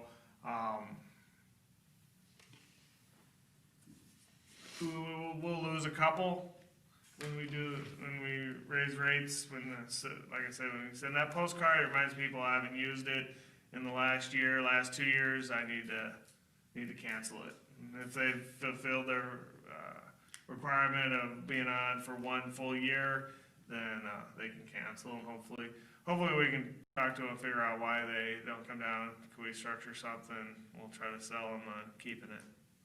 Best deal in town. Has the Park and Rec Board looked over this? Yes. Yep. And And these prices they had, It's in the committee report. they approved. Yeah. Yep. We went over all of them. I think they were. In all- September. Yeah. Yeah. Jack, do you have any data on the Silver Sneakers program? And I think there was another program we put in place recently.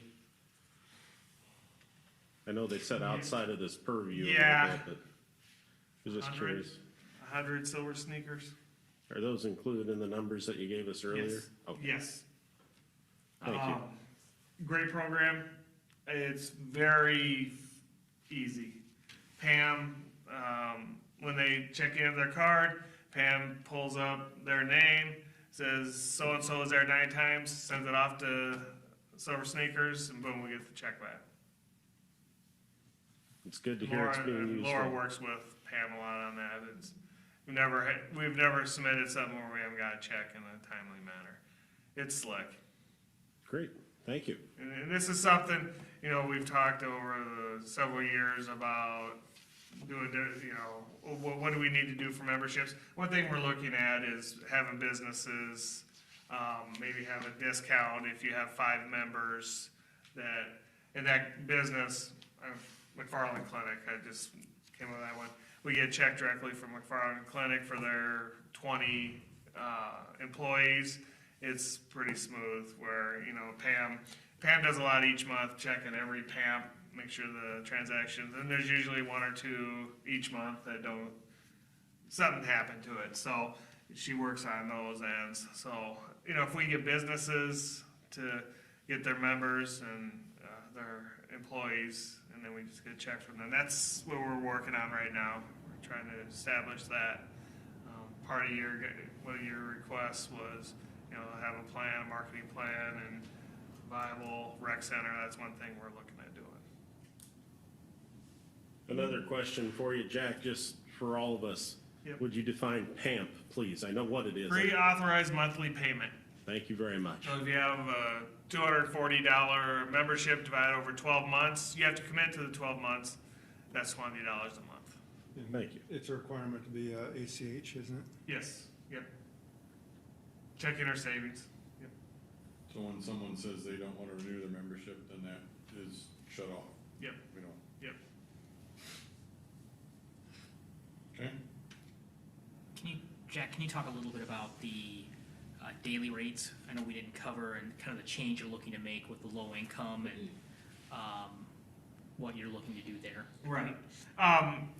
Daily admission, we're looking at keeping $5 and $8. I think that's a good amount. That's good for all day. If someone comes in the morning, pays $8, they want to come back in the afternoon, they have access to that. Reduced membership, you have to be a resident inside the city limits. You have to meet certain requirements that we have outlined. We basically follow what the school's reduced lunch program does. Adult would be 50 cents. A youth under 18 is a quarter. Very, very reasonable. We're looking at something I've thought of, and I think I've mentioned it before, and Mike was right on board with what we were talking about before. Maybe the membership, if you have a youth membership at $156 a year, that would be half of that, $78. They have to pay a month. They're not gonna drop quarters anymore. They have to pay that month. If it's due on the first, that $12, whatever, that membership would be, $14, so they pay $7. They have to pay that each month. Everything's the same. So basically, it would be half the monthly PAMP rate. So if again, in Jack's example, a youth that is a low-income individual, instead of the quarter rate, we're gonna do away with the daily rate. We want them to move to a monthly membership, and it would be then $7, and they would get that entire month. We believe we'll get we want people to buy it. We want to offer this for individuals that can't afford, but we want them to be consistent and kind of respect the rec center from that respect. They use it every day, it's the same price. Yeah. It- Yeah. $1 a week or $1.25. I believe those are the 23 cents a day. Those are our 1977 rates, aren't they? Originally, yeah. Yeah. Yep. Yep. So we want to. So that'd be something else we would bring forward at the next meeting with the rates if council's okay with that. Yeah, 1977, I had to bring a couple quarters because I had to put them in from a locker. Those are free lockers now, right? No, They still No, pay? quarter. Oh, really? Yep. We generate about $2,000, anywhere from $1,000 to $2,000 in locker fees. Locker Oh. rents. Okay. Costs $12,000 to service them every year. Jack, do you know, are there other rec centers that are doing the same sort of thing for people who are on the free and reduced lunch plan? I mean, are we in line with them, or? Yeah. That seems super, super cheap. It is. The one thing, and I mentioned it to Mike, I mentioned it to you when Norm Johnson was here from the Y, he mentioned it to you. They backfill that half rate. They usually do half for their memberships, but they have funding sources. A lot of times Ys have United Way or other funding sources to backfill it. So that's something, you use a backfiller. So the rec still shows a full membership, but if you want to do 75% of that, there's, and I know some places do a scaling system. That's going to be tough for us. I tell you right now, when people come in, the information they don't have a lot of information, but we do follow their income tax, their subsidental income that they get. Mhm. So. But generally, yes. I mean, if you look at like Wise, Yeah. It's about a 50% rate, yes.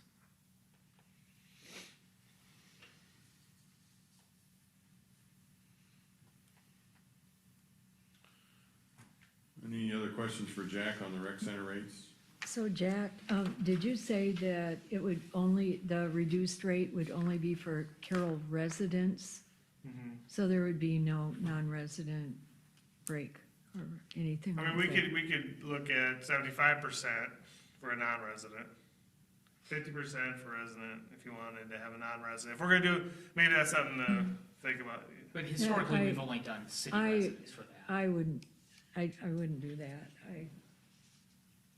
Just keep it. Yeah, keep it simple. Okay. Anything that we've presented that you want different, or things that you want us to think about, or? I'm comfortable with what I see here, Jack, and I do appreciate the format here of bringing these forward before the meeting so we can cogitate on a little bit and, receive some feedback too, hopefully. Okay. You want to move on to the aquatic center then, The Jack? aquatic center would be next. I've attached, the financials since we've opened. This past year, we had 3 big projects: the painting and caulking of the pool heater, and the new water pads. So that's why you had the big capital item, and this is past year that ended June 30th. So So I want to make sure you knew that when you saw that figure. Membership fees today, $190 for a family pass. A caregiver, grandma, babysitter, a nanny, can be added to a family membership for $25 more. That is only for access when they're with the family and they're the caretaker of that person. Single, 4 years and older, $95. Bulk rate right now is $400 for 100 punches. We do get a few businesses that buy a few hundred of those a year. And daily admission, 4 and over, $6.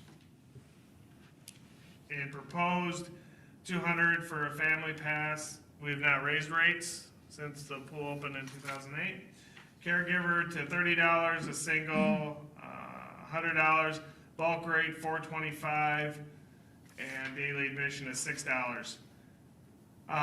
We did go down to 4. You got to be 8 years old to be at the pool by yourself. You ask why do you have a single membership 4 years old? That's really for the daycares. They would come several times. A lot of times, families would get the child a season pass. So when they do come to the pool, otherwise as a family.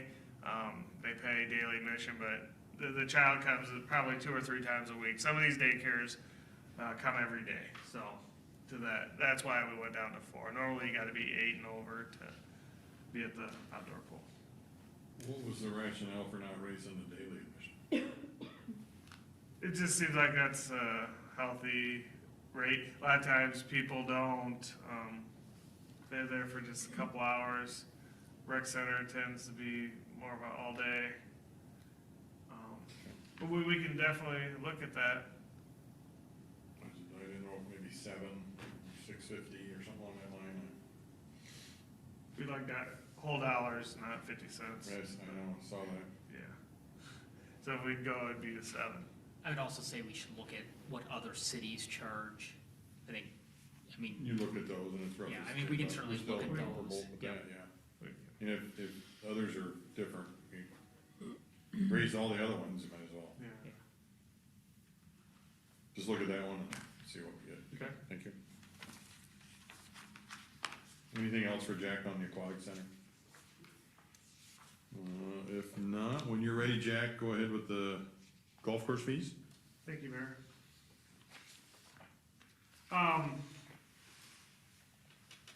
I do have one error on this that we figured out today, and I will get to that. The following information shows a history of the golf course memberships from 2000 to 2020. Had good years, and other years where we've lost money. We tend to be doing that more often. We've had more capital items that we've been able to purchase because funds are available, trying to get rid of the older equipment before it really becomes a maintenance issue and we get good trade-ins on those things. 2020, 388 is incorrect. Karen and I looked at that several times today, and I have it, I think it was 330, 338. So we had a little bit more in revenue than what we thought, but I can't, honestly, when I looked at this back when we did the Parks and Rec Board meeting, this is basically the same information, and we thought the number was 388. So, sorry about that. So there's only 338 members? Yeah. Okay. Yep, and I have that in another slide that we'll get to here shortly. Family memberships current. I won't read all those so that you can see them. The 2021, again, we do this January 1, about a 5%, kind of around to the whole dollars, the different rates.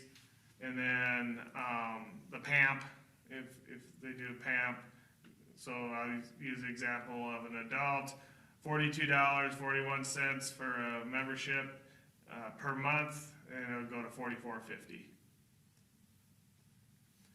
Green fees, slight increases from what they currently are.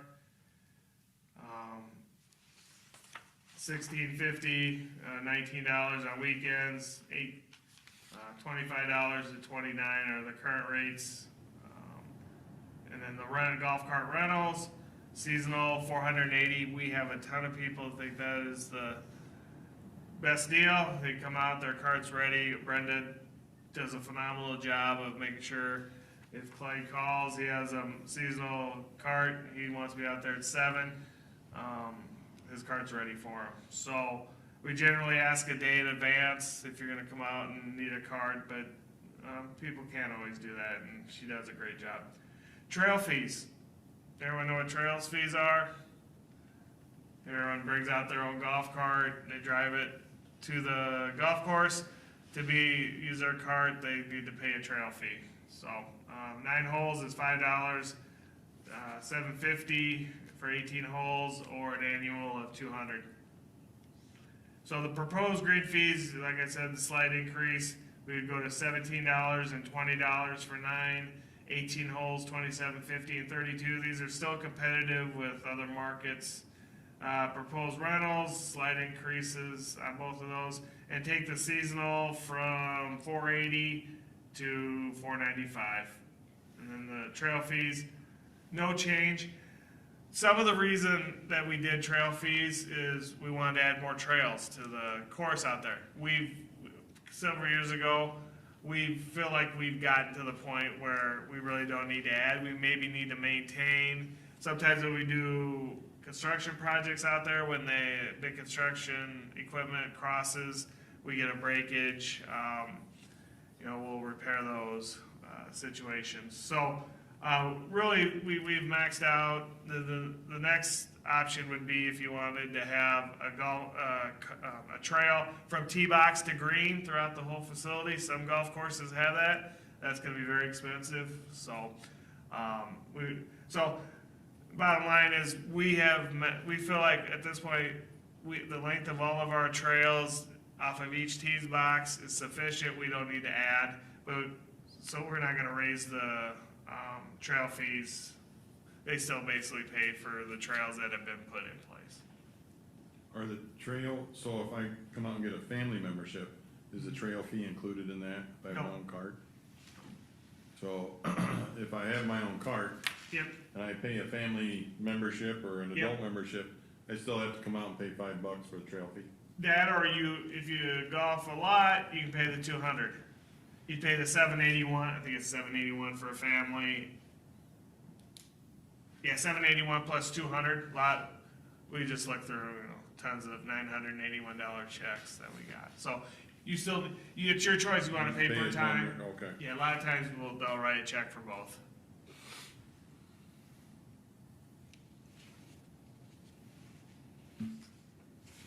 So Jack, looking at this, over the 20-year history, looks like our membership's dropped in half, but the revenue's staying the same. So is it just indicative that we have less members but more daily rates? Yeah, I want to say probably, I have a couple other slides that, let's see. Oh, not that one. Workshop. Give me just a second here.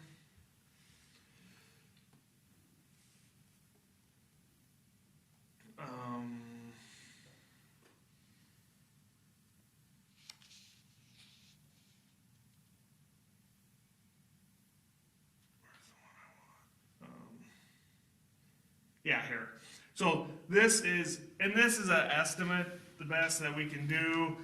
This is kind of what Tom Lewis kind of figured before and me. These are the number of green fees played outside of memberships. This year to date, we're at $90,000.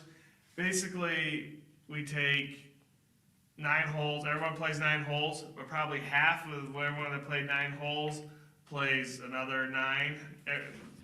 Half will just leave. And so that's our formula we use to come up to 5,351 rounds of golf. And a round is 9 holes, it's not 18. You can kind of see we had back in 12, 13, 14, over 100,000. Then we dipped a little bit, 15, 16, 17. And then this year, probably indicative, we didn't have as many memberships, people just paid more rounds. So you'll have that at different times. How many memberships do you have out there now? Or is it just the 338? Yep. So memberships, this would be memberships. I make this bigger. 339. We were at 379 last year. And you can see, yeah, it was 2009 was the last year we had resident, non-resident. 2000, Breda opened, or 2001, Breda opened their golf course. That affected us, obviously. And we went down, came up a little bit, and we do fluctuate in the 450 range. Just hard. People would commit to, golfing is a 2 or 3 hour event with when you have your family and play 9 or 18. If you remember, you want to get your membership, feel like you get your membership paid for, say, and that's a all-day commitment at that point.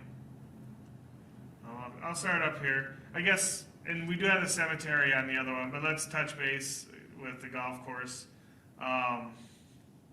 So here, basically just shows the revenue expenditure again, kind of where we have a $63,000 loss. This is easier breakdown. There you can see the expenditures. Last time was 13-14 that the revenue exceeded the expenditures. Probably didn't get a mower bought, to be honest, why we had that. And then here's your membership numbers with total revenue, membership, green fees, car rentals, trail fees, all broke out.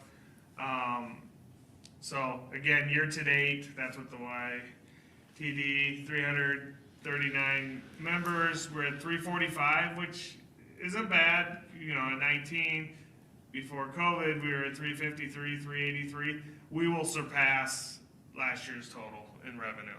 So you still have October, November, December of PAMP payments, and I asked Karen today, that's about $7,000 per month that people do pre-authorized monthly payments.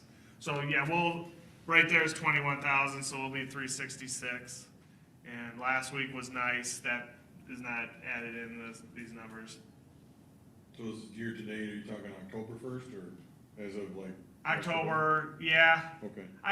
Maybe Laura, you run that report. How far, that's the number I got off of your report. When was the last time you updated that?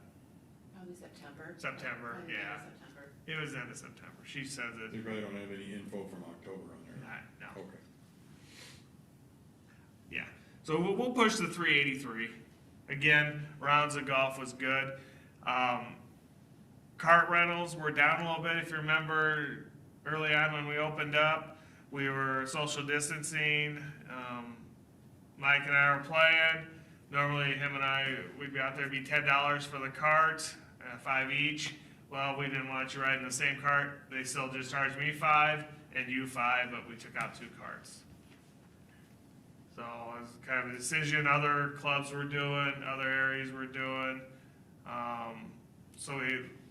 We still had good revenue on the carts, but we probably could have made a little bit more. We did that May, June. I think July we said, no, we're going, you ride 2 in a cart again, so. And then this just breaks, you can kind of see the memberships going up and down. Grade fees, had that one real good year. Cart rentals is the blue. You can see it did jump up this year, or I guess that's 19. And then trail fees stays pretty consistent. Any other questions with the golf course and the fees? All right, let's jump back to the agenda. Let's see. You ready to move to the cemetery rates then, Jack? Yes. Were there any other questions for Jack with the golf stuff? Nothing? Okay. Go ahead then. Yeah, go ahead with the cemetery. Sorry, Jack. I Thanks. can find it now. Oh.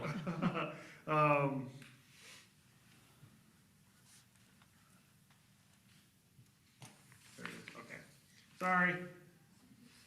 Cemetery grave decorations. Jake is on the. Jake, are you still there?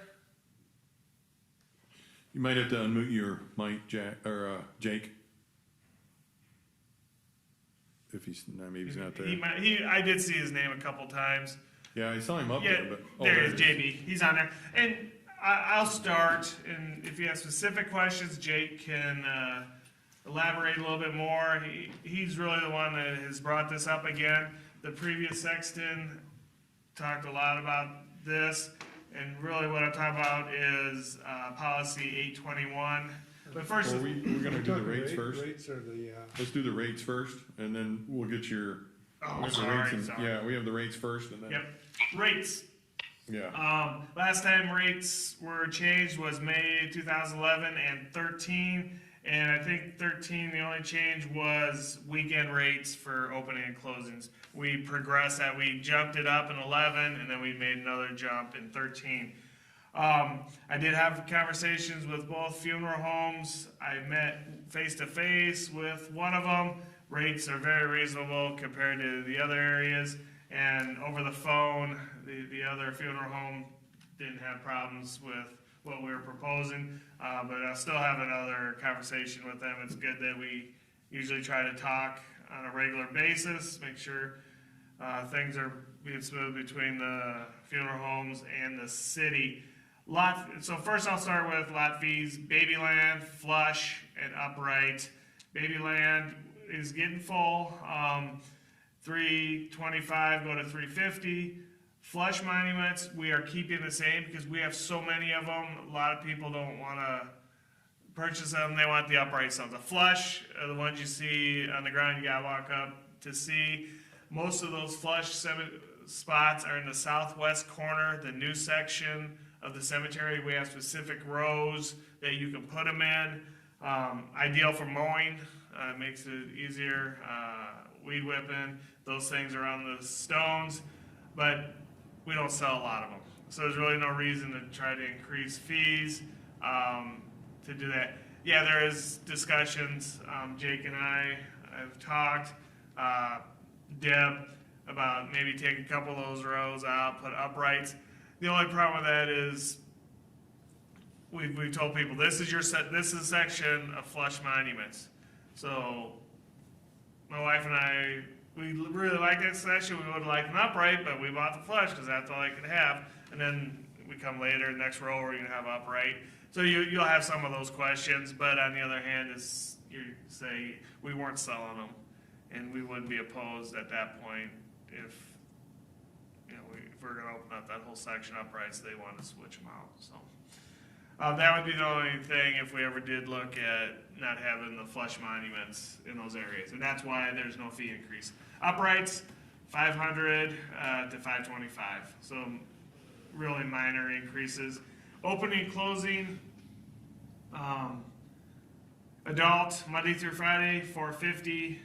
Weekends, because we pay a staff member usually time and a half in the weekends at 650. The proposed would be Monday through Friday, go from 450 to 500, to go weekends from 650 to 700. Again, those are modest increases. A child spot, 0 to 5, currently 225 to 350, go to 250 to 375. Then cremations, I asked Jake the other day, and we are seeing more and more cremations. That is continuing. And if he is on, I thought he said about 30% cremations compared to full burials.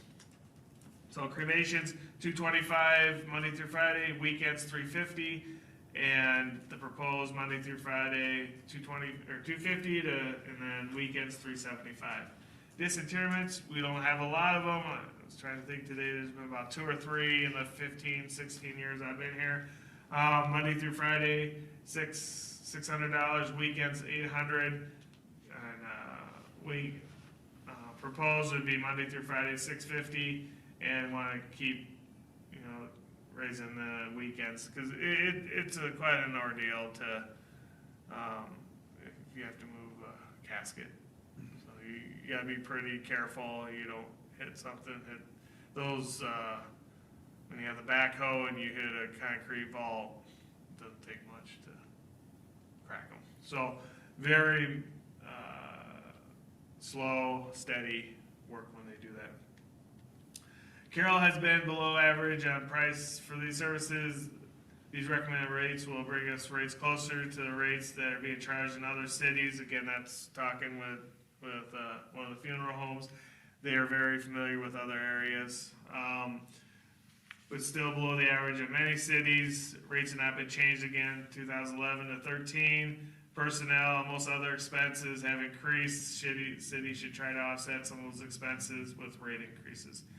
And my typical Excel sheets that break down the budgets, kind of where we're at as far as revenue expenses and your personnel costs, services, commodities, capital items. So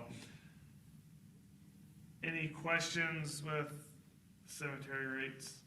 If we're still below the average, maybe look at this again in a couple of years to Yeah, start slowly bringing us up a little closer to Yeah. offset some of that. looking maybe Expense. 3 years, yeah, Yeah, yeah. This, so this wouldn't affect, so if somebody's already purchased theirs, it's not gonna affect them. nope. And if we raise them come January 1st, we'll have a set. Last time in 11, we had quite a few people Come in beforehand. get by. So just Yeah. clarification, so somebody buys a lot at this fee, and then, but the opening and closing, if it's opening and closing in 5 years, it's Yeah. whatever the rate is at that time, correct? Yes. Okay. So it's only I the wasn't sure. purchase of the lot. Only I wasn't sure person, who, Yeah. well, you asked a question. I just Oh, wanted yeah, sorry. clarification on that. It's only the purchase of the lot is what I was referring to. Yeah. But the lot of opening and time- closing's gonna make, that Based could on be current anywhere. value. Yeah. Or current rates. Cause they don't pay that ahead of time. no. That's usually done through the funeral home. Yeah. So they'll come buy the lot from us. The funeral home doesn't get involved with that. But part of their service is to call us and say, hey, this family has passed away. They're lot 12, and then we'll find it. And then we can get out. Jake will put the corners and get it ready to dig. We usually dig the day before. The funeral. But yes, Now, on prepaid funerals, yep, just out of curiosity, that's based on what they pay at the time, right? If they yeah. pay for the whole service. If they do a prearranged funeral, they'll say, these are the current rates, these are what they're going to, or if it's next year, these are the rates, the city has the right to raise it. If they do, we'll let you know at the time that they do the work, Okay. is my understanding. When you bring this forward for a vote on this, on the price increase, could you give us an update where you're at with the location of certain spots? You're doing a website or something with that? Yes, Could you give us an update at that time? yep, Okay. sure. Good, yeah, absolutely, that's a good thing to do. Anything else? Anything else? If not, Jack, you wanna move on to the decorations now? Yep. Hopefully Jack Sorry. is still there, yeah. Yeah, came a little bit. Review of the code of ordinances, that there's really 3 sections in the ordinance that we were looking at: grave markers, cemetery burials, landscaping, and planning. And I've attached that we have a picture right out there that says flowers, and this is at all 3 entrances. Main entrances, there's another one to the south. I didn't see the sign, that's something we can put up, but most times people hit those first 3. Funerals will be, or flowers will be picked up 14 days after Memorial Day. So a lot of times they'll put them up a few days before, and then we come through. A lot of times we'll remove them, and sometimes we hear, what, they would look fine, why do you remove them? Well, a lot of times they're stuck outside the foundation, they're just different places. And Jake will be able to answer. I mean, if they have one in a vase, whether he'll remove it when it looks bad, but I'm guessing if it looks all right, he probably leaves them if they're on the stone itself. So we have that. So the first one that I mentioned was foundations. And,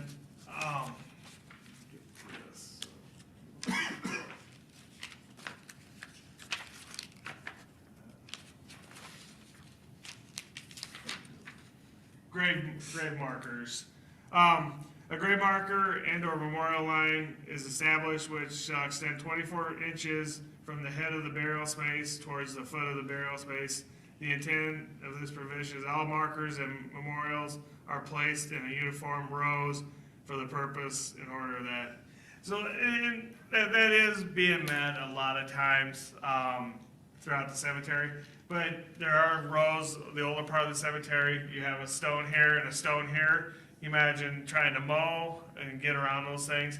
We do have a pretty good establishment, and the companies that put the stones in today, they do a great job.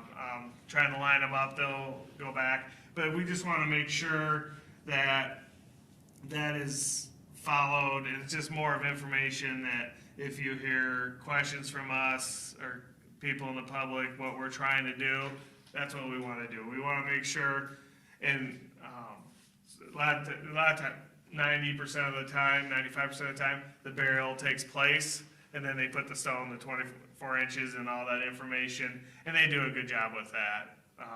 So sometimes you get in the area where they'll put the stone out. People want the stone out before the passing, that's sometimes a little bit of a guess. I mean, a lot of times there's pins in those things, but sometimes they need to be moved, or they're too close to the next one or over.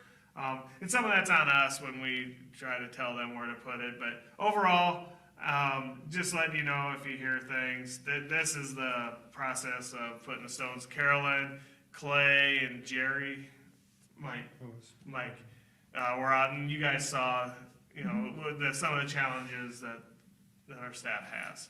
So, any questions with that? Cremation burials. Right now, the process is if you have a full burial, you can have one cremation, or you can have two cremations on one spot. Iowa Parks and Rec Conference I went to must have been fall, I believe it was in Fort Dodge. City of Des Moines, there's other cities that allow up to 6 cremations on one plot. But when they do that, and I shouldn't say Des Moines that they do this exactly, I just know this has been a process in other cities, talking to other communities. So you buy that spot for the $550, you own the spot. If we allow more than one, we were in favor of this, of adding a few more cremations, maybe not 6, but the one thing you could look at doing, you buy the spot for $500, you do the opening and closing for the $325 for the first 2, but if you want to add 3 and 4, there's a slight increase to that lot fee. The $550 that you paid for, maybe it's only 20%, but they still add money onto the lot purchase when you add this 3rd or 4th cremation. And I can get more information by the time we bring this back. I'll talk to the communities and get their verbiage. But again, you have opening closings of $325 on 4 cremations. That I think, Jake and I had that conversation. We could easily have 4, especially with the new software. Some of the question is, if you ever go back to Deb's desk, she has all these binders, they're old binders, flipping through pages that are torn out, there's Post-its, because we inherited the Catholic cemetery back in the 80s.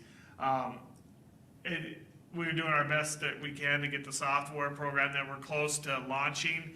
But it's just as easy if you have 2 spots on one to have that show 4. It's just, lot 386, lot A, B, C, D. A is this person, B, C, D. So then that saves spots later for other burials, and it won't fill up our cemetery as fast. So. I said my first stab at it, I don't know that I'm in favor of charging more for the plot just because they want to have, more burials there. I mean, we're not in the business of selling real estate, but Right, I would be in favor of allowing up to the 4.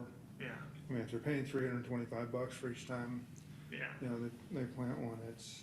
right. But they'll get charged for the opening and closing. The Exactly, 325. that's what I'm Yeah. getting at, it's, Right. they're already paying that, so I'm not sure I'd be in favor of Yeah. upping the price for that plot of land when they aren't expanding the Usually that land. cremation box is only about this Exactly. big, you know. But what I if say- they're buying a 10-foot by 6-foot plot, whatever it is, I wouldn't be in favor of charging more just because you're gonna put 4 cremations there instead of 2. Correct. Because No, it's still I the still think same the- dimensions of Yeah, property. I that think you're on. right, I would agree, I think, you know, the plot of the land is the plot of the land. And if they can put up to 4 in there, they're gonna pay the open and closing fee Yeah. at a higher, you know, at that rate, so either way, but, Is a Yeah. cremation plot smaller? I mean, all the time? They buy the same exact spot. Even if they have 2 cremations today, they buy the same full size. it'd be the same size as a full body. Full body, yeah. That's And right what I now was we're wondering. allowing So 2. you can get more than 4 in there too. You I could. mean, that's Right, a I think big he said up spot. to 6, I think some places are doing. Some places are doing 6. Yeah, I see. And I'll get that information. I know him well, and I'll still provide information why they do what they do. And we can talk about it then. But yeah, 4 spots. And I would even say if there was a full burial on that, you can still put 4 on top. That's pretty easy. Do they have to put those down 6 feet and in a crypt then too? No. No. 32 inches, I think, goes just below Is, the lot okay. line, frost line. Jake? Yes, we go 4 foot there. With the cremation? Yes. What if there's a full burial though? I have not run into that myself yet. Okay. I'm not 100% sure. Okay. Okay. If there's if there's a cremation that goes on top of a full burial, you go to the top of the vault. Okay. Just set it there. So it goes down to the top of the vault and lays directly on the vault. Yeah. So 48 inches they go down. Post hole digger, they bring that out and put it on a tractor, goes down, pulls it up. Pretty easy. And then landscaping and so anything else with the cremation burials, we'll bring that back with the rates. And then the next thing is the landscaping and planting. A lot of areas, I won't say a lot, areas where there's shrubs, there's greenery outside the foundation, where the foundation put down and then the stone on top, makes hard to mow and go around. There might be statues, there's just all kinds of different things that are outside the base that we're trying to eliminate and try to control a little bit better. If they have a bush or greenery in place right now, we're not gonna say we're gonna take it out, but we want to reserve the right when Jake or one of our city cemetery people sees something that's dead, it's not coming back, they can pull it out and they're not putting it back in. So, anything else you want to add to that, Jake? No, that should cover it there. Okay, and basically, we have times of the year that they can have the temporary decorations out, and we pick them up and they look bad. So, and we try to keep that. Over the winter months, they'll usually stay out until March, and when we're ready to roll and start cleaning up and getting the cemetery ready for Memorial Day, we grab the stuff, we throw it out. It's the temporary stuff. Mike, I think you and I had walked through there. And are some individuals allowed to who puts those plants in there? Is it the family or? It was family members. It was family that came in. That's why we're looking at this rule is, it's really become an issue, and now the issue is really, we've had a couple families do these plantings, and now others want to do additional landscaping, and it makes it really difficult for maintenance staff to do mowing and weed eating, and so it's just something we need to address. they wanna do a memorial tree or do some kind of memorial outside of the stone, we can work with them. We Yeah, put I a tree mean- somewhere where it's, Right, I think we still have to do something reasonable because that's a lot of extra time. yeah. And that's a big area to have to mow and continuously. It would certainly make it a lot easier if everything was just a little bit more uniform. Yep. I think. But I understand grieving, I mean, I get that too. Yeah. Still have to honor that. Okay. So this draft that you guys included, that's the newest language? This has never been in place. This is the No. first. Right, this would be go-around. the first go-around? Yep. Okay. We've talked about it, we've had we've tried to enforce this with some people, but now we have a documentation, we have it in writing. It's something that our staff can refer back to. These are the policies out here. So if, when a family comes out and has to go through that process, will this be reviewed with them by the sexton so that? Probably sexton not. said- It could be something we could give them, but we probably won't. I mean, It'd I be a think good idea that- to probably I think give that them a they- copy of it. I think they need to be informed if we're making these kind of changes. You know, if the general public comes out, hey, these are some of the rules we've got, please. And we have talked about putting some signage up, and what we'll probably do is put a single sign somewhere, and at the entrance, talk about, go see the rules and regulations here. I think to your point too, you'd asked is, you know, is this kind of the first draft? You know, we had, and thank you to Councilmember Cox, Councilmember Seaman, Councilmember Fleshner. They spent some time, and we really did go through, walk the cemetery one afternoon and looked at this. So there's been some revisions kind of based on those earlier conversations.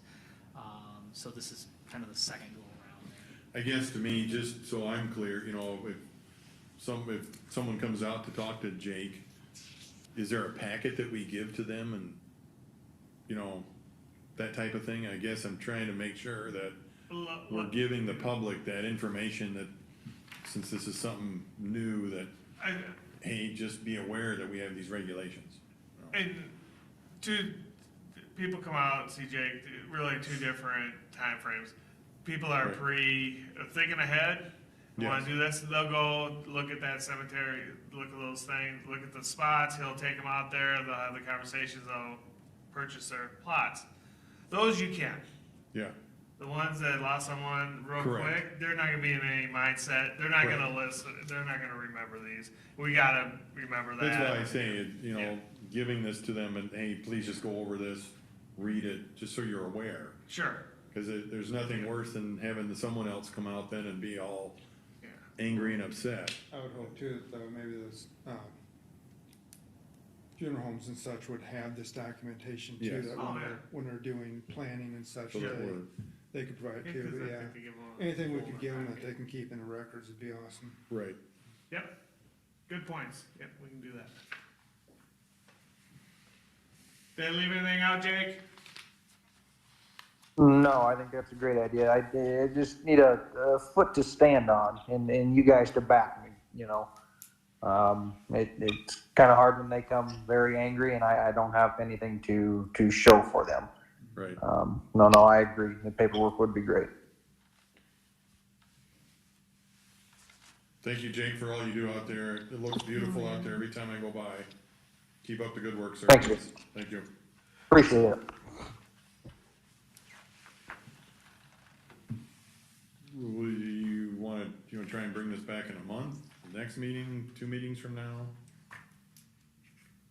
We could do a month, let's say a month, we don't have to bring it when we have the prices, but either way, Maybe we'll have everything ready. Before the end of the year? Yes, I mean, we're ready to bring it all back to the next Okay. meeting, Okay. unless the council wants a delay.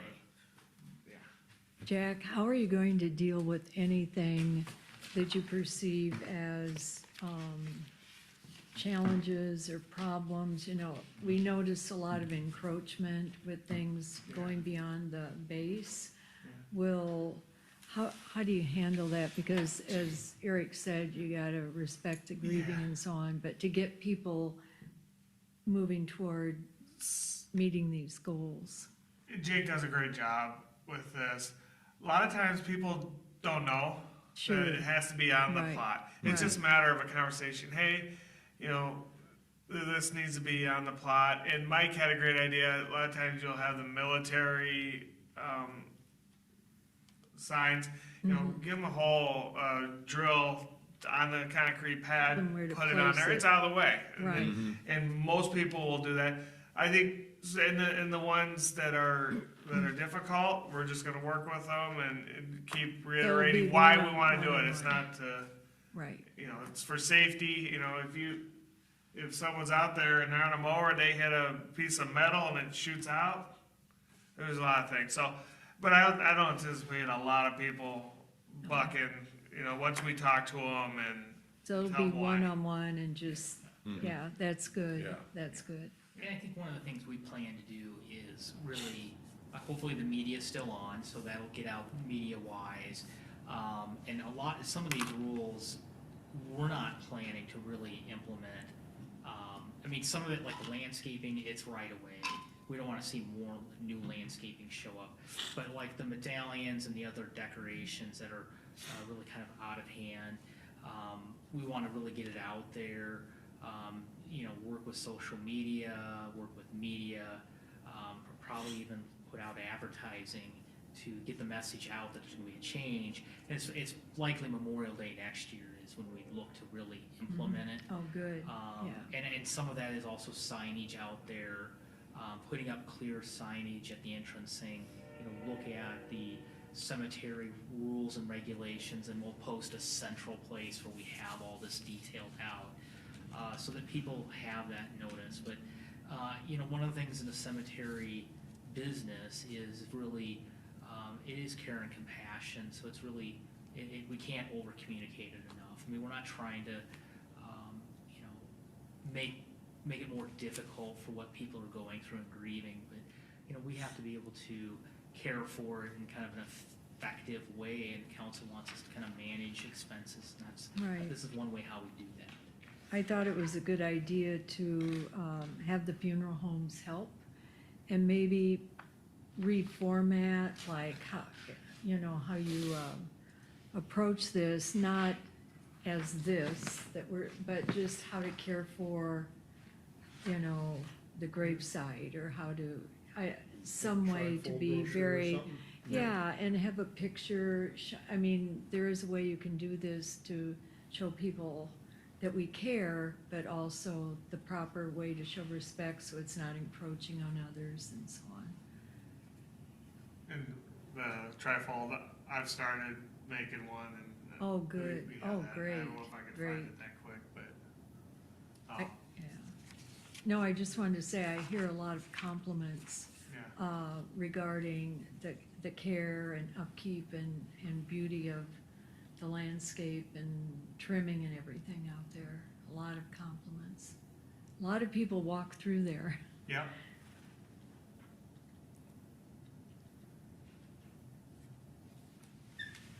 Okay. Any other questions then with the cemetery?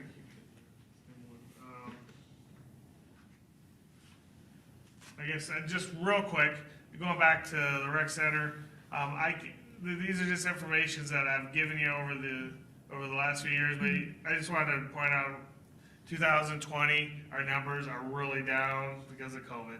You compare it to 2019, where we're at.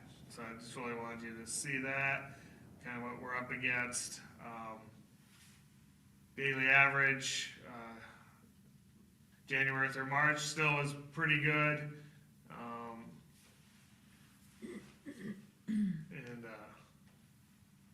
246, it was up pretty good in March and April, or April. May and June obviously went really down. So, and then July, September is really down again. So, and then we'll have that. Summer average, that shows you how much we were down.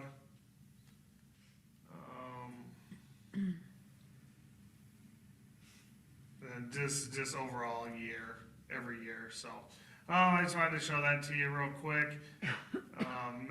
This is just strictly member usage. What we've had over the last, so members checking in, last year was 90,520. Right now we're at 45,000 through, October. That includes the dates. This just shows the daily average again. You can see those numbers where we were at. So, and then revenue, I don't know if I can make this bigger. Just point out, first quarter, July, September of 1920, 96,000. October, December, our best revenue year so far. Look at memberships, good membership numbers in October, December.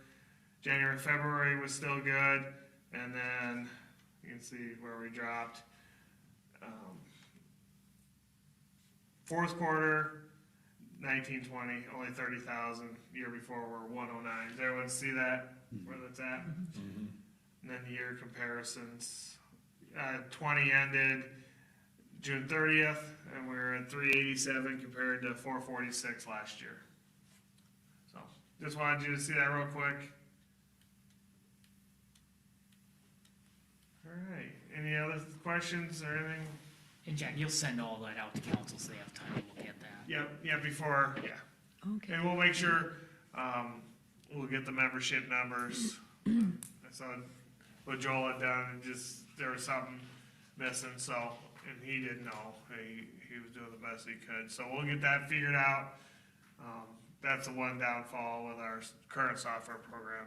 So what happens is, if we go on the 15th, it just gives us the active members. It doesn't give us the ones that maybe expired on the 14th, but they picked up on the 16th.